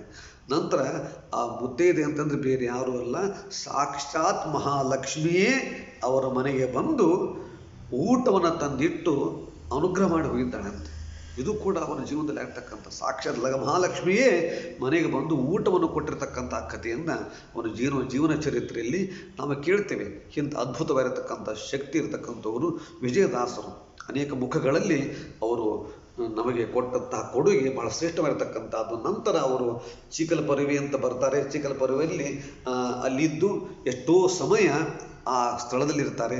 ಆ ಸಂದರ್ಭದಲ್ಲಿ ಅನೇಕ ಮೋಹನದಾಸರಾಗಿರ್ಬೋದು, ಗೋಪಾಲದಾಸರಾಗಿರ್ಬೋದು, ವ್ಯಾಸವಿಠಲರು, ತಿಮ್ಮಣ್ಣ ಮೊದಲಾದವರು ಸೇರಿ ಅಲ್ಲಿ ತತ್ವಚಿಂತನೆಗಳನ್ನು ಮತ್ತು ದೇವರ ಹಾಡುಗಳನ್ನು ಭಜನೆಗಳನ್ನು ಮಾಡ್ತಾ ಅಲ್ಲಿ ಇದ್ದಂತಹ ಸ್ಥಳ ಅದು ಚಿಕಲಪರವಿ, ಚಿಕ್ಕಬದರಿ ಅಂತೆಲ್ಲ ಕರೀತಾರೆ ಅದನ್ನು. ಮೊದಲು ಚಿಕ್ಕಬದರಿ ಅಂತಿತ್ತು. ಅಲ್ಲಿ ಅವರು ಬಹಳ ಸಮಯ ಇದ್ದು ಅಲ್ಲೇ ತಮ್ಮ ಈ ಒಂದು ಯಾವ ಉದ್ದೇಶಕ್ಕಾಗಿ ಅವರು ಬಂದಿದ್ದಾರೆ ಆ ಕಾರ್ಯವನ್ನು ಪೂರ್ಣಗೊಳಿಸಿದ್ದು ಚಿಕಲಪರವಿಯಲ್ಲಿ. ಅದೇನು ಕಾರ್ತಿಕ ಶುದ್ಧ ದಶಮಿ ಅಂತ ನಾವು ಕರಿತೀವಿ. ಸಂದರ್ಭದಲ್ಲಿ ಅವರು ತಮ್ಮ ದೇಹತ್ಯಾಗ ಮಾಡತಕ್ಕಂಥ ಪ್ರಸಂಗ ಬರುತ್ತದೆ. ಅಲ್ಲಿ ತನಕ ಅವರು ತಮ್ಮ ಕಾರ್ಯಕ್ಷೇತ್ರವನ್ನಾಗಿ ಮಾಡಿಕೊಳ್ಳತಕ್ಕಂತಹದ್ದು ಶ್ರೇಷ್ಠವಾದ ಪುಣ್ಯಕ್ಷೇತ್ರ. ಆ ಸ್ಥಳಕ್ಕೂ ಕೂಡ ಒಂದು ಇತಿಹಾಸ ಇದೆ. ಅದೇನು ಒಂದು ಅಶ್ವತ್ಥ ಕಟ್ಟಿ, ವಿಜಯರಾಯರ ಕಟ್ಟಿ ಅಂತ ನಾವು ನೋಡ್ತೇವೆ. ಅದು ವಿಜಯರಾಯರ ಕಟ್ಟಿ ನಿರ್ಮಾಣವಾಗಿದ್ದು 15ನೇ ಶತಮಾನದಲ್ಲಿ ಶ್ರೀಪಾದರಾಜರಿಂದ. ಶ್ರೀಪಾದರಾಜರು ಸಂಚಾರ ಮಾಡ್ತಾ ಈ ಭಾಗಕ್ಕೆ ಬಂದಾವಾಗ ಏನಲ್ಲಿ ತುಂಗಾ ನದಿ ಏರಿದೆ. ಆ ಪುಣ್ಯ ಸ್ಥಳಕ್ಕೆ ಬಂದು ಅಲ್ಲಿಯ ಪರಿಸರ ಚೆನ್ನಾಗಿರ್ತಕ್ಕಂಥದ್ದನ್ನು ಮನಗಂಡು ಅಲ್ಲೇ ತಾವು ಇದ್ದು ಅಲ್ಲಿ ಸ್ವತಃ ತಾವು ತಪಸ್ಸು ಅನುಷ್ಠಾನ ಮಾಡ್ತಾ ಅಲ್ಲೊಂದು ಅಶ್ವತ್ಥ ವೃಕ್ಷವನ್ನು ಬೆಳೆಸಿ ದೊಡ್ಡದಾದ ಕಟ್ಟೆಯನ್ನು ಕಟ್ಟಿಸಿ ಆ ಅಶ್ವತ್ಥ ವೃಕ್ಷದಲ್ಲಿ ಲಕ್ಷ್ಮೀ ನರಸಿಂಹದೇವರನ್ನು ಆವಾಹನೆ ಮಾಡಿ, ಅಶ್ವತ್ಥ ಗಿಡವೇ ಲಕ್ಷ್ಮೀ ನರಸಿಂಹದೇವರು, ಅಲ್ಲಿ ಲಕ್ಷ್ಮೀ ನರಸಿಂಹದೇವರನ್ನು ಆವಾಹನೆ ಮಾಡಿ ಅದನ್ನು ತಮ್ಮ ತಪಸ್ಸಿನ ಸಾಧನೆಯ ನಿತ್ಯ ಕರ್ಮಾನುಷ್ಠಾನಗಳ ಸ್ಥಳವನ್ನಾಗಿ ಮಾಡಿಕೊಂಡು ಎಷ್ಟೋ ಸಮಯ ಅಲ್ಲಿದ್ದು ಆ ಸ್ಥಳ ಅತ್ಯಂತ ಶ್ರೇಷ್ಠವಾದ ಪುಣ್ಯಕ್ಷೇತ್ರ ಅಂತ ಎನಿಸುವಂತೆ ಮಾಡಿದ್ದು ಶ್ರೀಪಾದರಾಜರು. ಆ ಸಂದರ್ಭದಲ್ಲಿ ಅದೇ ಅಶ್ವತ್ಥ ವೃಕ್ಷಕ್ಕೆ ಪ್ರದಕ್ಷಿಣೆ ಬಂದು ಸೇವೆಯನ್ನು ಮಾಡಿದ್ದಾರೆ ನಮ್ಮ ಸೀನಪ್ಪ ಮತ್ತು ಅವರ ಹೆಂಡತಿ ಕುಸುಮ ದಂಪತಿಗಳು. ಅತ್ಯಂತ ನಿಷ್ಠೆಯಿಂದ, ಸ್ವತಃ ಅವರು ಸದಾಚಾರ ಸಂಪನ್ನರು, ಬಡತನ ಇದ್ದರೂ ಕೂಡ ಮಾನವೀಯತೆಯಿಂದ ಬದುಕಿರತಕ್ಕಂಥವರು. ಅವರು ಕೂಡ ಅಂತಹ ಶ್ರೇಷ್ಠವಾದ ಒಂದು ಸೇವೆಯನ್ನು ಮಾಡಿದ್ರಿಂದ ಅವರ ಮನೆಯಲ್ಲಿ ಜನಿಸಿದವರು ವಿಜಯದಾಸರು. ಹೀಗೆ ಅವರು ಜನಿಸಿದವರು. ಹೀಗೆ ಅಂತಹ ವಿಜಯದಾಸರು ಬಂದಿದ್ದೇ ಅಲ್ಲಿ ಅಶ್ವತ್ಥ ವೃಕ್ಷದ ಸೇವೆಯಿಂದ. ಹೀಗೆ ಆ ಸ್ಥಳಕ್ಕೆ ಅಷ್ಟು ಮಹತ್ವ ಇದೆ.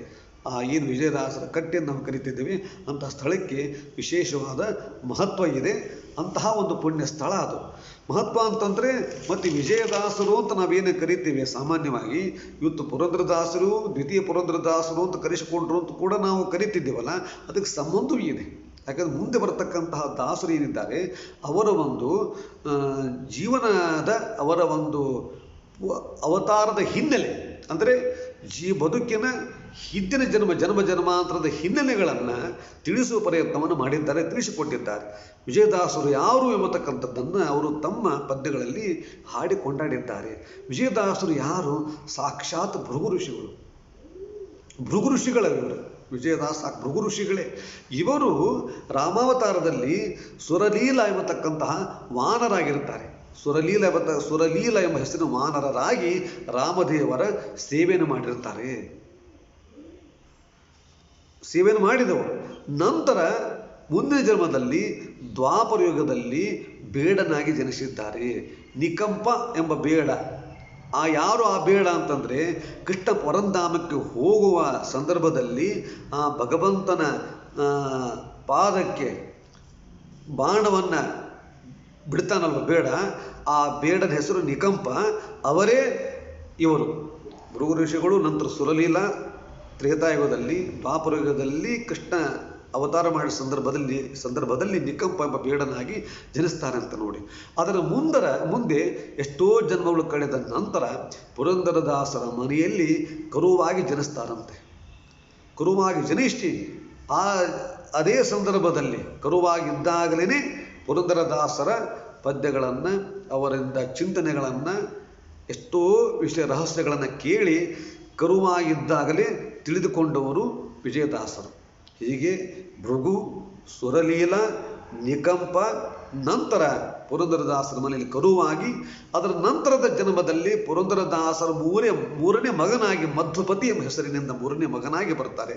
ಅದಾದ ಮೇಲೆ ಕೆಲವು ಜನ್ಮ ಒಂದು ನಂತರ ಪುನಃ ಅವರೇ ಶ್ರೀನಿವಾಸಪ್ಪ ಮತ್ತು ಕೋಸಮ್ಮ ಅವರ ಮಗನಾಗಿ ಬರ್ತಾರೆ. ಹೀಗೆ ಇವರ ಹಿನ್ನೆಲೆ ಇಷ್ಟಿದೆ ಸಾಕು. ಭೃಗು ಋಷಿಗಳು ಹೀಗೆ ಯುಗದಲ್ಲಿಯೂ ಕೂಡ ಅವರು ಬಂದಂತಹ ಅವರ ಅವತಾರದ ಹಿನ್ನೆಲೆ, ಅವರ ಸ್ವರೂಪದ ಒಂದು ಚಿಂತನೆಯನ್ನು ಮುಂದಿನ ದಾಸರು ಅವರನ್ನು ಕೊಂಡಾಡಿದ್ದಾರೆ.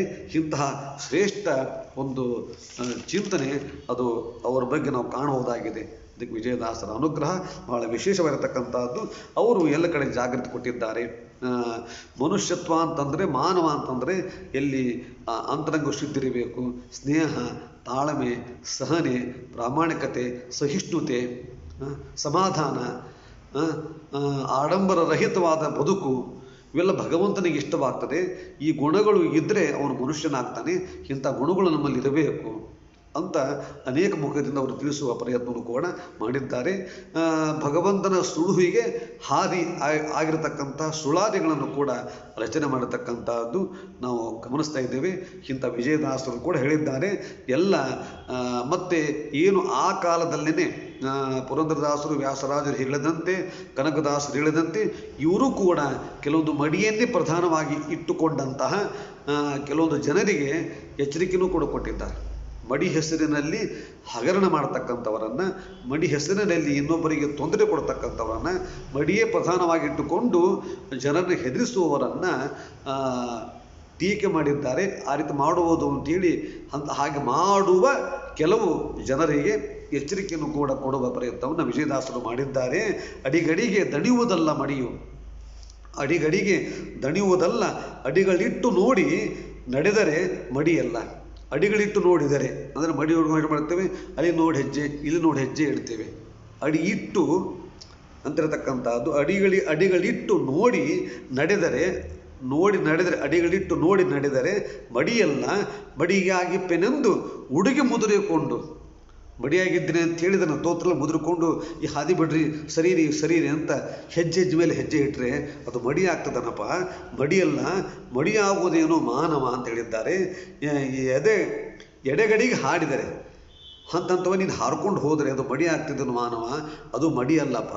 ಯಾವುದು ಮಡಿ ಅಂತಂದರೆ ಕಾಮಕ್ರೋಧದಲ್ಲಿ ತಿರುಗಲು ಅದು ಮಡಿಯಲ್ಲ.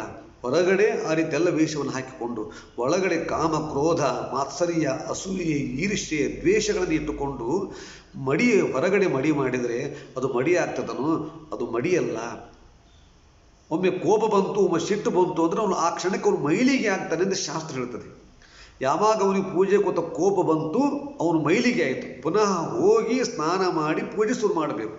ಪೂಜೆಗೆ ಕೂತಾಗ ಕೋಪ ಬಂದರೆ, ಕೆಟ್ಟ ವಿಚಾರ ಮನಸ್ಸಲ್ಲಿ ಬಂದರೆ, ಮಾತ್ಸರ್ಯ ಅಸೂಯೆಗಳು ಬಂದರೆ ಅದು ಮೈಲಿಗೆ ಆಗಿಬಿಡ್ತಾನೆ. ತಕ್ಷಣವೇ ಅವನು ಹೋಗಿ ಪುನಃ ಸ್ನಾನ ಮಾಡಿ ಬರಬೇಕು. ಹೊರಗಡೆ ಎಷ್ಟು ಮಡಿ ಆದರೂ ಉಪಯೋಗ ಇಲ್ಲ. ಒಳಗಡೆ ಇರತಕ್ಕಂಥದ್ದು ಕಾಮಕ್ರೋಧದಲ್ಲಿ ತಿರುಗಲು ಮಡಿಯಲ್ಲ. ಒಳಗಡೆ ಕಾಮಕ್ರೋಧ ಇಟ್ಕೊಂಡು ಮೇಲೆ ವೇಷವನ್ನು ಮರೆಸಿಕೊಂಡು ಮಡಿ ವೇಷ ಹಾಕಿಕೊಂಡದ್ದು ಮಡಿಯಲ್ಲಪ್ಪ. ಎಷ್ಟು ಚೆಂದ ಹೇಳಿದ್ದಾರೆ ಅಂದರೆ ಯಾವುದು ಪ್ರಧಾನವಾದ್ದು?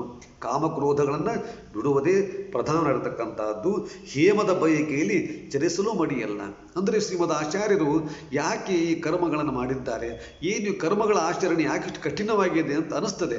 ನಿಜವಾಗಿಯೂ ಅದು ಮನಸ್ಸಿನ ಪರಿಶುದ್ಧತೆಗೆ, ಮನಸ್ಸಿನ ನಿಯಂತ್ರಣಕ್ಕಾಗಿ ಆಚಾರ ವಿಚಾರಗಳು ಕೆಲವೊಂದು ಕಠಿಣ ಧರ್ಮಗಳನ್ನು ಹೇಳಿದ್ದಾರೆ. ಯಾಕಂದರೆ ಮನಸ್ಸನ್ನು ದಂಡಿಸಿ ಮನವನ್ನು ನಿಯಂತ್ರಣದಲ್ಲಿ ಇಟ್ಟುಕೊಳ್ಳಬೇಕು ಅಂತ ಅದಕ್ಕೆ ಸಹಕಾರಿಯಾಗಿ ಕರ್ಮಗಳನ್ನು ಹೇಳಿದ್ದಾರಾಗಲಿ, ಜನರಲ್ಲಿ ಭಯ ಹುಟ್ಟಿಸ್ಲಿಕ್ಕೋಸ್ಕರವಾಗಿ, ಡಾಂಬಿಕತೆಗಾಗಿ ಆ ಕರ್ಮಗಳನ್ನು ಶ್ರೀಮದ್ ಆಚಾರ್ಯ ಹೇಳಿಲ್ಲ. ಏಕಾದಶಿ ಉಪವಾಸಗಳಾಗಲಿ, ವೃತ್ತ ಉಪವಾಸ ಏನೇ ಆಗಲಿ, ಯಾವುದಕ್ಕೆ ಅದೆಲ್ಲ ಮಾಡುವುದರಿಂದ ಮನಸ್ಸನ್ನು ದಂಡಿಸುವುದು, ಕ್ರೋಧವನ್ನು ಜಯಿಸುವುದು, ಮಾಸ್ತರವನ್ನು ಬಿಡುವುದಕ್ಕೆ ಸಹಕಾರಿಯಾಗಲಿಕ್ಕೋಸ್ಕರವಾಗಿ ಕರ್ಮಾನುಷ್ಠಾನಗಳು, ಏಕಾದಶಿ ಉಪವಾಸಗಳು, ವೃತ ಆಚರಣೆಗಳು. 1000 ಸಲ ಏಕಾದಶಿ ಉಪವಾಸ ಮಾಡಿಯೂ ಅವನಲ್ಲಿ ಮಾತ್ಸರ್ಯ, ದ್ವೇಷ, ಅಸೂಯೆ ಇದೆ ಅಂತಾದರೆ ಅವನು ಮನಸ್ಸು ಶುದ್ಧಿ ಆಗಬೇಕು ಅಂತ ಮಾಡಿದ್ದಲ್ಲ, ಜನ ನೋಡಿ ಮೆಚ್ಚಲಿ ಅಂತೇಳಿ ಮಾಡಿದ್ದು. ಭಗವಂತ ಇದನ್ನು ಮೆಚ್ಚುವುದಿಲ್ಲ ಅಂತ ಎಚ್ಚರಿಕೆಯನ್ನು ಕೊಟ್ಟಿದ್ದಾರೆ. ಕಾಮಕ್ರೋಧದಲ್ಲಿ ತಿರುಗಲು ಮಡಿಯಲ್ಲ, ಹೇಮದ ಬಯಕೆಯಲ್ಲಿ ಚಲಿಸಲು ಮಡಿಯಲ್ಲ. ಒಳಗಡೆ ಹಣ, ಹೊನ್ನು, ದ್ರವ್ಯಗಳ ಆಸೆ ಇಟ್ಟುಕೊಂಡು ನಡೆದಿದ್ರೆ ಅದು ಮಡಿಯಲ್ಲಪ್ಪ. ಮನುಷ್ಯನಿಗೆ ಮೈಲಿಗೆ ಯಾವುದು, ಇಂಥ ಕೆಟ್ಟ ಚಿಂತನೆಗಳಿಗೆ ಅವನು ಮೈಲಿಗೆ ಆಗಲಿ, ಬೇರೆ ವಿಷಯದಿಂದ ಮೈಲಿಗೆ ಆಗುವುದಿಲ್ಲ. ಹಸು ಮಕ್ಕಳ ನೂಕಿ ಬಿಟ್ಟರೆ ಮಡಿಯಲ್ಲ. ನೋಡಿದ್ದಾರೆ, ಮಡಿ ಇದ್ದೇವೆ ಅಂಥೇಳಿ ಎದುರಿಗೆ ಬಂದಂತಹ ಮಕ್ಕಳಿಗೆ ತಿಳುವಳಿಕೆ ಇಲ್ಲ, ಸುಮ್ಮನೆ ಬಂದಿವೆ ಅಂತ ಅಂದುಕೊಳ್ಳಿದ ಮಕ್ಕಳನ್ನು ದೂಕಿ ಬಿಡೋದು, ಎದುರಿಗೆ ಬಂದವರು ಬೈಯೋದು, ಮಡಿ ಇದ್ದೇನೆ ಅಂಥೇಳಿ. ಹಸು ಮಕ್ಕಳ ನೂಕಿ ಬಿಟ್ಟರೆ ಮಡಿಯಲ್ಲಪ್ಪ. ಹಸಿಯ ಬಗಳುವವನಿಗೆ ಯಾವುದು ಮಡಿಯಲ್ಲ. ಹುಸಿಯ ಬಗಳುವವನಿಗೆ, ಸುಳ್ಳಾಡುವವನಿಗೆ ಯಾವುದು ಮಡಿ, ಯಾವುದು ಮಡಿಯಲ್ಲ. ಸುಳ್ಳಾಡುವವನಿಗೆ ಗುರುಗಳಿಗೆ ನಮಿಸದಿದ್ದರೂ ಅದು ಮಡಿಯಲ್ಲ. ಗುರುಗಳಿಗೆ ತಿರಸ್ಕಾರ ಮಾಡಿ, ಗುರುಗಳಿಂದ ಅವರ ಅನುಗ್ರಹ ಸಂಪಾದನೆ ಮಾಡಿದೆ ಏನು ಮಾಡಿದರೂ ಉಪಯೋಗ ಇಲ್ಲ. ಅನುಗ್ರಹ ಸಂಪಾದನೆ ಮಾಡಿದ್ದೇ ಆದರೆ ಅದು ಮಡಿ ಆಗ್ತದೆ. ಗುರುಗಳ ಅನುಗ್ರಹ ಸಂಪಾದನೆ ಮಾಡಿದೆ ಅಂದರೆ ಅದು ಮಡಿಯಲ್ಲ. ದುರುಳ ಜನರ ಸಂಗತಿ ಇದ್ದರೆ ಅದು ಮಡಿಯಲ್ಲ. ಎಷ್ಟು ಚಂದ ಹೇಳಿದ್ದಾರೆ. ಹೀಗೆ ಅಂತಹ ಒಂದು ಅದ್ಭುತವಾದ ಚಿಂತನೆಯನ್ನು ಅವರು ಕೊಟ್ಟಿರ್ತಕ್ಕಂಥದ್ದು. ಎಲ್ಲ ಕಾಲಕ್ಕೂ ಇದು ಸತ್ಯವಾಗಿರತಕ್ಕಂಥ ಮಾತು. ಹೀಗೆ ಅವರು ಹೇಳಿದ್ದಾರೆ. ಅದಕ್ಕೆ ಯಾವುದು ಕೂಡ ಆಡಂಬರ ಬೇಡ. ಮತ್ತು ಹಬ್ಬಗಳ ಬಗ್ಗೆ ಕೂಡ ಒಳ್ಳೆಯ ಚಿಂತನೆಯನ್ನು ದಾಸು ಕೊಟ್ಟಿದ್ದಾರೆ. ಹಬ್ಬ ಅಂದರೆ ಯಾವ ರೀತಿ ಇರಬೇಕು, ಅವರು ಎಲ್ಲ ಕಾಲಕ್ಕೂ ಕೂಡ ಸಾರ್ವಕಾಲಿಕವಾದ ಸತ್ಯವಾದ ಯಾವ ರೀತಿ ಹಬ್ಬವನ್ನು ಆಚರಿಸಬೇಕು ಅಂತ ವಿಜಯದಾಸರು ತಿಳಿಸಿಕೊಟ್ಟಿದ್ದಾರೆ. ಯಾವುದು ಹಬ್ಬ ನಮಗೆ, ಕಾಮಕ್ರೋಧಗಳನ್ನು ಬಿಡುವುದೇ ಬಲು ಹಬ್ಬ. ಈ ಹಬ್ಬ ಆಗಬೇಕು ನಮ್ಮ ಜೀವನದಲ್ಲಿ. ಬೇರೆ ಹಬ್ಬಗಳನ್ನು ನಾವು ಮಾಡಿ ಆಡಂಬರದ ಖರ್ಚು ಮಾಡಿದ್ರೆ ಇನ್ನೂ ಉಪಯೋಗ. ನಿಜವಾದ ಹಬ್ಬ ಯಾವುದು ಮನುಷ್ಯನಿಗೆ, ಯಾವುದು ಹಬ್ಬ ಅಂತಂದರೆ ಕಾಮಕ್ರೋಧಗಳನ್ನು ಬಿಡುವುದೇ ಬಲು ಹಬ್ಬ. ಆಯಿತಾ? ನಿಯಮ ನಿತ್ಯವನ್ನೇ ಮಾಡ್ತಾ ಇದ್ದರೆ ಅದೇ ದೊಡ್ಡ ಹಬ್ಬ. ತಂದೆ ತಾಯಿಗಳಿಗೆ ಅನುಕೂಲವಾದರೆ ಅದೇ ಹಬ್ಬ. ತಂದೆ ತಾಯಿಗಳಿಗೆ ಅನುಕೂಲವಾಗವು. ಬೇರೆ ಹಬ್ಬಗಳನ್ನು ಆಚರಿಸಿ ಮನೆಯಲ್ಲಿ ತಂದೆ ತಾಯಿಗಳಿಗೆ ಅನುಕೂಲವಾಗದೇ ಇದ್ದರೆ, ಅಂದರೆ ತಂದೆ ತಾಯಿಗಳನ್ನು ಚೆನ್ನಾಗಿ ನೋಡ್ಕೊಳ್ಬೇಕು. ಮಾತೃದೇವೋಭವ, ಪಿತೃದೇವೋಭವ, ಆಚಾರ್ಯ ದೇವೋಭವ, ಅತಿಥಿ ದೇವೋಭವ ಏನು ಉಪನಿಷತ್ತು ಹೇಳ್ತದೆ. ಕೆಟ್ಟದ್ದನ್ನು ಕೇಳಿಸಿಕೊಡಬೇಡ. ಭದ್ರಕರ್ಣಿಯೇ ವಿಷ್ಣುನಿಯಾಮ ದೇವಾಹ ಭದ್ರಂ ಪಶ್ಯೇ ಅಕ್ಷಿರಿಜತ್ರಾಹ. ಕಿವಿಯಿಂದ ಒಳ್ಳೆಯದನ್ನು ಕೇಳುವ, ಕಣ್ಣಿಂದ ಒಳ್ಳೆಯದನ್ನು ನೋಡುವ, ಬಾಯಿಂದ ಒಳ್ಳೆಯದನ್ನು ಮಾತಾಡುವ. ಭದ್ರಂ ಕರ್ಣಿಯೇ ವಿಷ್ಣುನಿಯಾಮ ದೇವಾಹ ಭದ್ರಂ ಪಶ್ಯೇ ಅಕ್ಷಿರಿಜತ್ರಾಹ ಸ್ತ್ರೀರಂಗೇ ಸ್ತುಮಾಂಸಸ್ತನೂಭಿಃ. ಈ ದೇಹದಿಂದ ಇಂಥ ಒಳ್ಳೆಯದನ್ನು ಮಾಡುವ ಅಂತ ಏನು ಉಪನಿಷತ್ತು ಹೇಳ್ತಿದೆ, ಅದೆಲ್ಲವೂ ಕೂಡ ಇದ್ದರೆ ಅದೇ ದೊಡ್ಡ ಹಬ್ಬ ಆಗ್ತದೆ ಅಂತ ಹೇಳಿದ್ದಾರೆ. ಬಂದ ಅತಿಥಿಗಳ ಅತಿಥಿ ದೇವೋಭವ, ಬಂದ ಅತಿಥಿಗಳ ಪೂಜಿಸುವುದೇ ಹಬ್ಬ. ಮಂದಿರದಲ್ಲಿ ಕಲಹವಿಲ್ಲದೆ ಇದ್ದರೆ ಅದೇ ಹಬ್ಬ. ಮನೆಯಲ್ಲಿ ಕಲಹ ಆಗ್ತಾ ಇದ್ದರೆ, ಗಲಾಟೆ ಹಾಕೊಳ್ತಾ ಇದ್ದರೆ, ಪರಸ್ಪರ ಕಚ್ಚಾಡ್ತಾ ಇದ್ದರೆ ಅದು ಹಬ್ಬ ಅಲ್ಲ. ಅಂದರೆ ನಗನಗತ ಚೆನ್ನಾಗಿ ನೀವು ಇದ್ದೀರಾದರೆ ಅದೇ ದೊಡ್ಡ ಹಬ್ಬ. ನಿಂದೆ ಬಾರದಂತೆ ಬಾಳುವುದೇ ಹಬ್ಬ ಅಂತ ಹೇಳಿದ್ದಾರೆ. ನಿಂದೆ ಬಾರದಂತೆ ಬಾಳಿದರೆ 4 ಜನ ಬೈಕೊಳ್ಳುವಂತೆ ಬದುಕಬಾರದು. ನಿಂದೆ ಬಾರದಂತೆ ಮರ್ಯಾದೆ ಕಳೆದುಕೊಂಡು ಬದುಕಬಾರದು. ನಿಂದೆ ಬಾರದಂತೆ ಬದುಕುವುದೇ ಅದು ಹಬ್ಬ. ಋಣರೂಪವಾಗದ ಸಂಸಾರವೇ ಹಬ್ಬ. ಸಾಲ ಮಾಡಿ ಬದುಕ್ತಾ ಇಲ್ಲಪ್ಪ, ಇದ್ದದ್ರಲ್ಲಿ ತೃಪ್ತಿಯಾಗಿದ್ದೇವೆ ಅಂತಂದರೆ ಅದೇ ದೊಡ್ಡ ಹಬ್ಬ ಆಗೋಗ್ಬಿಡುತ್ತೆ. ಅಂಥ ವಾತಾವರಣ ನಮ್ಮಲ್ಲಿ ಸೃಷ್ಟಿಯಾಗಬೇಕು. ಏನಿದೆಯೋ ಅದರಲ್ಲಿ ಸುಖವನ್ನು ಕಾಣತಕ್ಕಂಥ ಮನೋಧರ್ಮ ಬರಬೇಕು. ಸುಖಕ್ಕಾಗಿ ಸಾಲ ಮಾಡಬಾರ್ದು. ಸಂಸಾರ ನಡೆಸಲಿಕ್ಕೆ ಕೇಳುವಂತೆ ಇನ್ನೊಬ್ಬರಲ್ಲಿ ಕೇಳಬೇಕು ಅನ್ನುವ ಸ್ಥಿತಿ ಬಂದಿಲ್ಲ ಅಂತಾದರೆ ಅದೇ ದೊಡ್ಡ ಹಬ್ಬ. ಇದು ಎಲ್ಲ ಕಾಲಕ್ಕೂ ಅನ್ವಯಿಸ್ತಕ್ಕಂತಹ ಸುಂದರವಾದ ಮಾತು ಹೇಳಿದ್ದಾರೆ. ಕನಸಲ್ಲಿ ಹಣವನ್ನು ಬಯಸದಿದ್ದರೆ ತಪ್ಪ, ಬೇರೆ ಹಣವನ್ನು ಕೂಡ ಬಯಸಬಾರ್ದಂತೆ. ಇನ್ನು ಮನೆ ಮನೆ ನೆರೆ ಹೊರೆ ನೋಡಿ ಬಳಲಿದಿಪ್ಪದೆ ಹಬ್ಬ ನೋಡಿ. ವಿಜಯದಾಸರಿಗೆ ಯಾವ್ದು ಹಬ್ಬ ಅಂದರೆ ನೆರೆ ಮರೆಯವರು ನೋಡಿ ಬಳಲಿದ್ದಾರೆ. ಓ ಅವ್ರ ಮನೇಲಿ ಹಿಂಗಿದೆ, ಅವ್ರ ಮನೇಲಿ ಸುಖ ಇದೆ, ಅವ್ರ ಮನೇಲಿ ಹೀಗಾಯಿತು ಅಂತ ನಾವು ಬಳಲಿದರೆ ಏನಾಗ್ತದೆ? ಆ ನೆರೆಹೊರೆಯವರನ್ನು ನೋಡಿ ಬಳಲದಿದ್ದರೆ ಅದೇ ದೊಡ್ಡ ಹಬ್ಬ ಆಗುತ್ತೆ. ಎಷ್ಟು ಚಂದ ಹೇಳಿದ್ದಾರೆ. ಕೊನೆಗೊಂದು ಮಾತನ್ನು ಹೇಳಿದ್ದಾರೆ. ವಿಜಯ ವಿಠಲನ ಪ್ರೀತಿ ವಿಜಯ ವಿಠಲ ನೆನೆದರೆ ಅದೇ ದೊಡ್ಡ ಹಬ್ಬ. ಜೊತೆಗೆ ದಂಪತಿಗಳು ಏಕವಾಗಿಪ್ಪದೇ ಹಬ್ಬ ಅಂತ ಹೇಳಿದ್ದಾರೆ. ಎಂತಹ ಒಳ್ಳೆಯ ಮಾತು. ಗಂಡ ಹೆಂಡಂದಿರು ಮದುವೆಯಾದ ನಂತರ ಅನ್ಯೋನ್ಯವಾಗಿ ದಾಂಪತ್ಯವನ್ನು ನಡೆಸಿದರೆ, ಪರಸ್ಪರ ಬೆರೆತು ಪ್ರೀತಿಯಿಂದ ಬದುಕಿದರೆ ಅದೇ ದೊಡ್ಡ ಹಬ್ಬ ಆಗತ್ತೆ. ಹೆಂಡತಿ ಒಂದು ದಿಕ್ಕು, ಗಂಡ ಒಂದು ದಿಕ್ಕು, ಪರಸ್ಪರ ಭಾವನೆಗಳಲ್ಲಿ ಹೊಂದಾಣಿಕೆ ಇಲ್ಲ, ವಿಚಾರಗಳಲ್ಲಿ ಹೊಂದಾಣಿಕೆ ಇಲ್ಲ, ಅಹಂಕಾರ ಇಬ್ಬರಿಗೂ. ಈ ರೀತಿ ಆದರೆ ಹೇಗೆ ಬದುಕಾಗ್ತದೆ? ಚೆನ್ನಾಗಿ ಅದೇ ದೊಡ್ಡ ಹಬ್ಬ. ದಂಪತಿಗಳು ಬೆರೆತು ಏಕವಾಗಿಪ್ಪದೇ ಹಬ್ಬ ಅಂತ ಹೇಳಿದ್ದಾರೆ. ನೋಡಿ, ದಂಪತಿಗಳು ಹೇಗೆ ಬದುಕಬೇಕು ಅದೇ ಚೆನ್ನಾಗಿ ಮಾತಾಡ್ತಾ ಖುಷಿಲಿದೆ ಹಬ್ಬ ಆಗತ್ತೆ ಅಂತ ಹೇಳಿದ್ದಾರೆ. ನೋಡಿ, ಏಕವಾಗಿಪ್ಪದೇ ಹಬ್ಬ ಅಂದರೆ ಬಹುಶಃ ಅವರು ಆ ಕಾಲದಲ್ಲಿ ಬೇರೆ ಬೇರೆ ಆಗಿದ್ದು ನೋಡಿರಬಹುದು.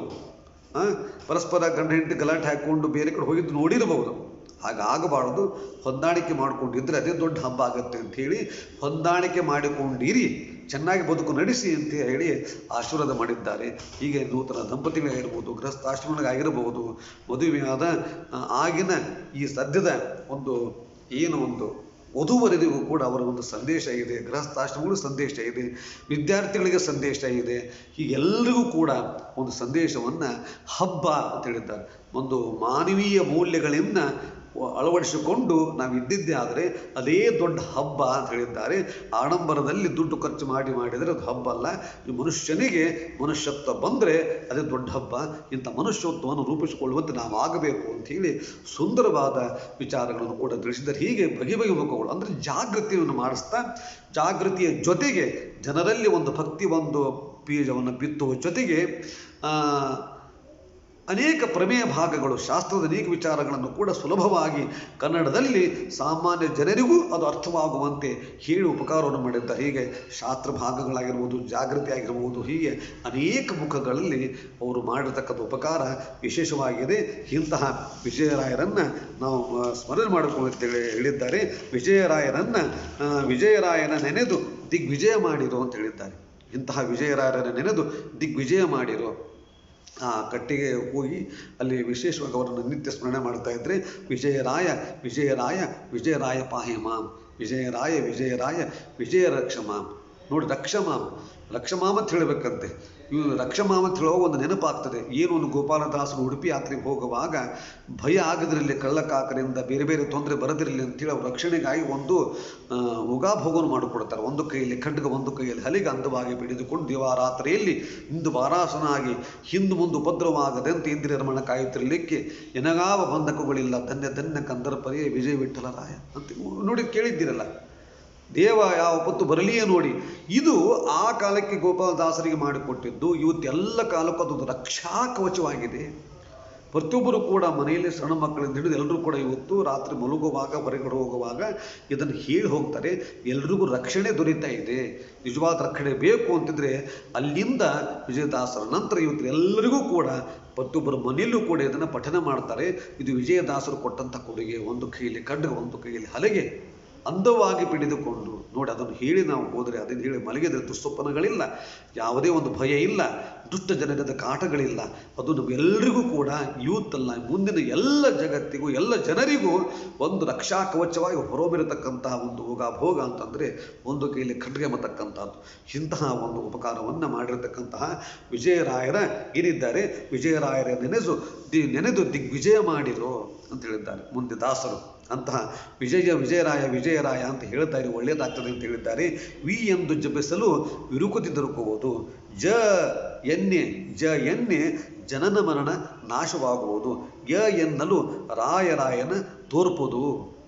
ವಿಜಯ ಅಂದರೆ ಏನು ಪ್ರಯೋಜನ, ಯ ಎನ್ನಲು ರಾಯನ ತೋರ್ಪುದು ಅಂತ ಹೇಳಿದ್ದಾರೆ. ವಿ ಎನ್ನಲು ವಿಮಲತೆಯು ಪ್ರಾಪ್ತಿ, ಜ ಎಂದವನಿಗೆ ಜಯವು ಪ್ರಾಪ್ತಿ, ಯ ಎನ್ನಲು ಯಾಗ ಫಲವು, ರಾಯ ಎನ್ನಲು ರಾಜ್ಯ ಫಲವು, ಯ ಎನ್ನಲು ಯಮಭಟರು ನೋಯಿಸರು, ವಿ ಎಂದು ನುಡಿಯಲು ವಿಷ್ಣು ಎನ್ನುವುದು ಯಮಭಟರು ನೋಯಿಸರು. ವಿಜಯರಾಯ ಅಂದರೆ ಏನು ಪ್ರಯೋಜನ ಅಂತ ಹೇಳಿದ್ದಾರೆ. ಇನ್ನು ವಿ ಎಂದು ನುಡಿಯಲು ವಿಷ್ಣು ದಾಸನಾಗುವನು, ಭಗವಂತನ ದಾಸನಾಗ್ತಾನೆ. ದಾಸೋಹಂ ತವ ದಾಸೋಹಂ. ವಿ ಎಂದು ನುಡಿಯಲು ವಿಷ್ಣು ದಾಸನಾಗುವನು. ಜ ಎನ್ನಲು ಜನನ ಹಾನಿ. ಯ ಎಂದೊಡೆ ಯಮಭಟರು ಓಡುವರು. ರಾಯ ಎಂದೆನಲು ಹರಿ ಕಾಯುವ ವರವೀವ. ಹೀಗೆ ಬರೀ ವಿಜಯರಾಯ ವಿಜಯರಾಯ ಅಂತ ಆ ಶಬ್ದವನ್ನು ಹೇಳಿದರೆ ಎಷ್ಟೋ ಕಷ್ಟಗಳ ಪರಿಹಾರವಾಗುತ್ತೆ, ಸುಜ್ಞಾನ ಒದಗಿ ಬರುತ್ತೆ. ಹೀಗೆ ನಮ್ಮಲ್ಲಿರ್ತಕ್ಕಂತಹ ಅಜ್ಞಾನ ಏನಿದೆ, ಅಜ್ಞಾನದ ಕತ್ತಲನ್ನು ಓಡಿಸಿದವರು ವಿಜಯದಾಸರು. ಹೀಗೆ ಆಗಿನ 17ನೇ ಶತಮಾನ ಎಂಬತಕ್ಕಂಥದ್ದು ಏನಿದೆ, ಆ ಸಂದರ್ಭದಲ್ಲಿ 1682ರಿಂದ ಈ 1780ರ ತನಕ ಆ ಒಂದು ಕಾಲಘಟ್ಟದಲ್ಲಿ ಅವರು ಕೊಟ್ಟಂತಹ ಕೊಡುಗೆಯನ್ನು ನಾವು ಸ್ವಲ್ಪ ಮಟ್ಟಿಗೆ ಚಿಂತನೆಯನ್ನು ಮಾಡಿದ್ದೇವೆ.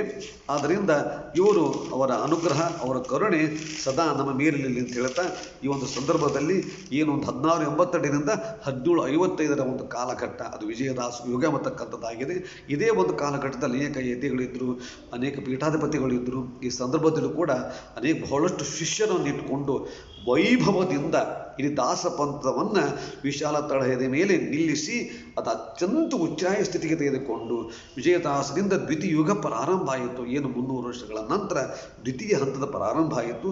ಹೀಗೆ ಅದಕ್ಕೆ ಉಚ್ಚರೆ ಕೊಟ್ಟು ಪುನಃ ಭಕ್ತಿ ಪಂಥವನ್ನು ಜಾಗೃತಿಗೊಳಿಸಿದ ಮಹನೀಯರು, ತಪಸ್ವಿಗಳು, ಭೃಗು ಋಷಿಗಳು, ಹೀಗೆ ಅನೇಕ ದೇವಾಂಶ ಸಂಭೂತರಾಗಿರ್ತಕ್ಕಂಥ ವಿಜಯದಾಸರ ಕರುಣೆ ಎಲ್ಲರ ಮೇಲೆ ಅಂತ ಹೇಳ್ತಾ, ಮತ್ತಷ್ಟು ವಿಚಾರಗಳನ್ನು ಮತ್ತೆ ನಾವು ನೀವು ಸಿಕ್ಕಾಗ ನೋಡುವ. ಎಲ್ಲರಿಗೂ ವಿಜಯರಾಯರ ಕರುಣೆ ಇರಲಿ ಅಂತ ಹೇಳ್ತಾ 2 ಮಹತ್ವ ಕುಸುಮಗಳನ್ನು ಅವರಿಗೆ ದೊರೆತಿರತಕ್ಕಂತಹ ಏನು ಸ್ವತಃ ಆ ನೀರಿನಲ್ಲಿ ಸ್ವತಃ ಅವರಿಗೆ ದೊರೆತಿರತಕ್ಕಂತಹ ಏನೊಂದು ಗೋಪಾಲ ದೇವರ ಆರಾಧನೆ ಅವರು ಮಾಡ್ತಿದ್ದಾರೆ. ಅದು ಒಬ್ಬ ಕುರುಬನ ಮುಖಾಂತರ ಗೋಪಾಲದೇವ ವಿಗ್ರಹ ನೀರಲ್ಲಿ ಇದ್ದಿದ್ದನ್ನು ಅವರು ನೋಡಿ ಹೇಳ್ತಾರೆ, ನೋಡಪ್ಪ ಕೆಳಗಡೆ ಒಂದು ವಿಗ್ರಹ ಇದೆ, ನೀವು ತೆಗೆದುಕೊಂಡು ಬಾ ಅಂತ. ಅವನು ಮುಳುಗಿ ಆ ವಿಗ್ರಹವನ್ನು ತರ್ತಾನೆ. ತಾವು ದಂಡೆ ಮೇಲೆ ಕುಳಿತು ಕೆಳಗಿರತಕ್ಕಂತಹ ವಿಗ್ರಹವನ್ನು ಇದೆ ಅಂತ ಅವರಿಗೆ ಗೊತ್ತಾಗಿ ನೋಡಿ ಹೇಳ್ತಾರೆ. ಅದನ್ನು ಎತ್ತಿ ನೋಡಿದಾಗ ಗೋಪಾಲದೇವರ ವಿಗ್ರಹ ಆಗಿರುತ್ತೆ. ಹೀಗೆ ಅಜ್ಞಾನತಿ ಪರಿಚ್ಛೇದಂ ಬುದ್ಧಿ ಸಂಪತ್ ಪ್ರದಾಯಕಂ ವಿಜ್ಞಾನ ವಿಮಲಂ ಶಾಂತಂ ವಿಜಯಾಖ್ಯ ಗುರುಂ ಭಜೆ. ಹೀಗೆ ಅವರ ಆರಾಧ್ಯ ದೇವ ಭಗವಂತನ ಅನುಗ್ರಹ ಹಾಗೂ ನಮ್ಮೆಲ್ಲರ ಕತ್ತಲಿನ ಕೆಳೆದು ಅಜ್ಞಾನತಿ ಪರಿಚ್ಛೇದಂ ಬುದ್ಧಿ ಸಂಪತ್ ಪ್ರದಾಯಕಂ. ಬುದ್ಧಿ ಕಾಲಕ್ಕೆ ಹೇಗೆ ಆಗಿರ್ತಕ್ಕಂತಹ ಅನುಕೂಲಕರವಾಗಿರ್ತಕ್ಕಂತಹ ಒಂದು ಬುದ್ಧಿ ಸಂಪತ್ತನ್ನು ಕೊಡ್ತಾರೆ. ಈಗ ಬುದ್ಧಿ ಬೇರೆ, ಜಾಣ್ಮೆ ಬೇರೆ, ತಿಳುವಳಿಕೆ ಬೇರೆ, ವಿದ್ಯೆ ಬೇರೆ, ಜ್ಞಾನ ಬೇರೆ. ಬುದ್ಧಿ ಮತ್ತಕ್ಕಂಥ ಪ್ರಧಾನ ಪಾತ್ರ. ಹೀಗೆ ಆ ಬುದ್ಧಿ ಸಂಪತ್ ಪ್ರದಾಯಕಂ ವಿಜ್ಞಾನ ವಿಮಲಂ ಶಾಂತಂ. ಶಾಂತವಾಗಿರ್ತಕ್ಕಂಥವ್ರು. ಸುಖ ದುಃಖಿ ಸಮೀಕೃತ್ವ ಲಾಭಾಲಾಭೋ ಜಯಾಜಯೋ ಎಂಬತಕ್ಕಂತಹ ಸಂದೇಶವನ್ನು, ಕೃಷ್ಣನ ಸಂದೇಶವನ್ನು ಸ್ವತಃ ತಾವು ಜೀವನದಲ್ಲಿ ಅಳವಡಿಸಿಕೊಂಡು ಬದುಕಿನಲ್ಲಿ ಬಳಲಿದ ಅನೇಕ ಜನರಿಗೆ ಸಾಂತ್ವನವನ್ನು ಕೊಟ್ಟಂತಹ ಶ್ರೇಷ್ಠ ದಾಸರು ಅಂತಂದರೆ ಅವರು ವಿಜಯದಾಸರು. ಅವರ ಅನುಗ್ರಹ ಎಲ್ರಿಗೂ ಪುನಃ ಇರಲಿ ಅಂತ ಹೇಳ್ತಾ 2 ಮಾತುಗಳನ್ನು ಮುಗಿಸ್ತೇನೆ. ಶ್ರೀಕೃಷ್ಣಾರ್ಪಣ ಮಸ್ತು.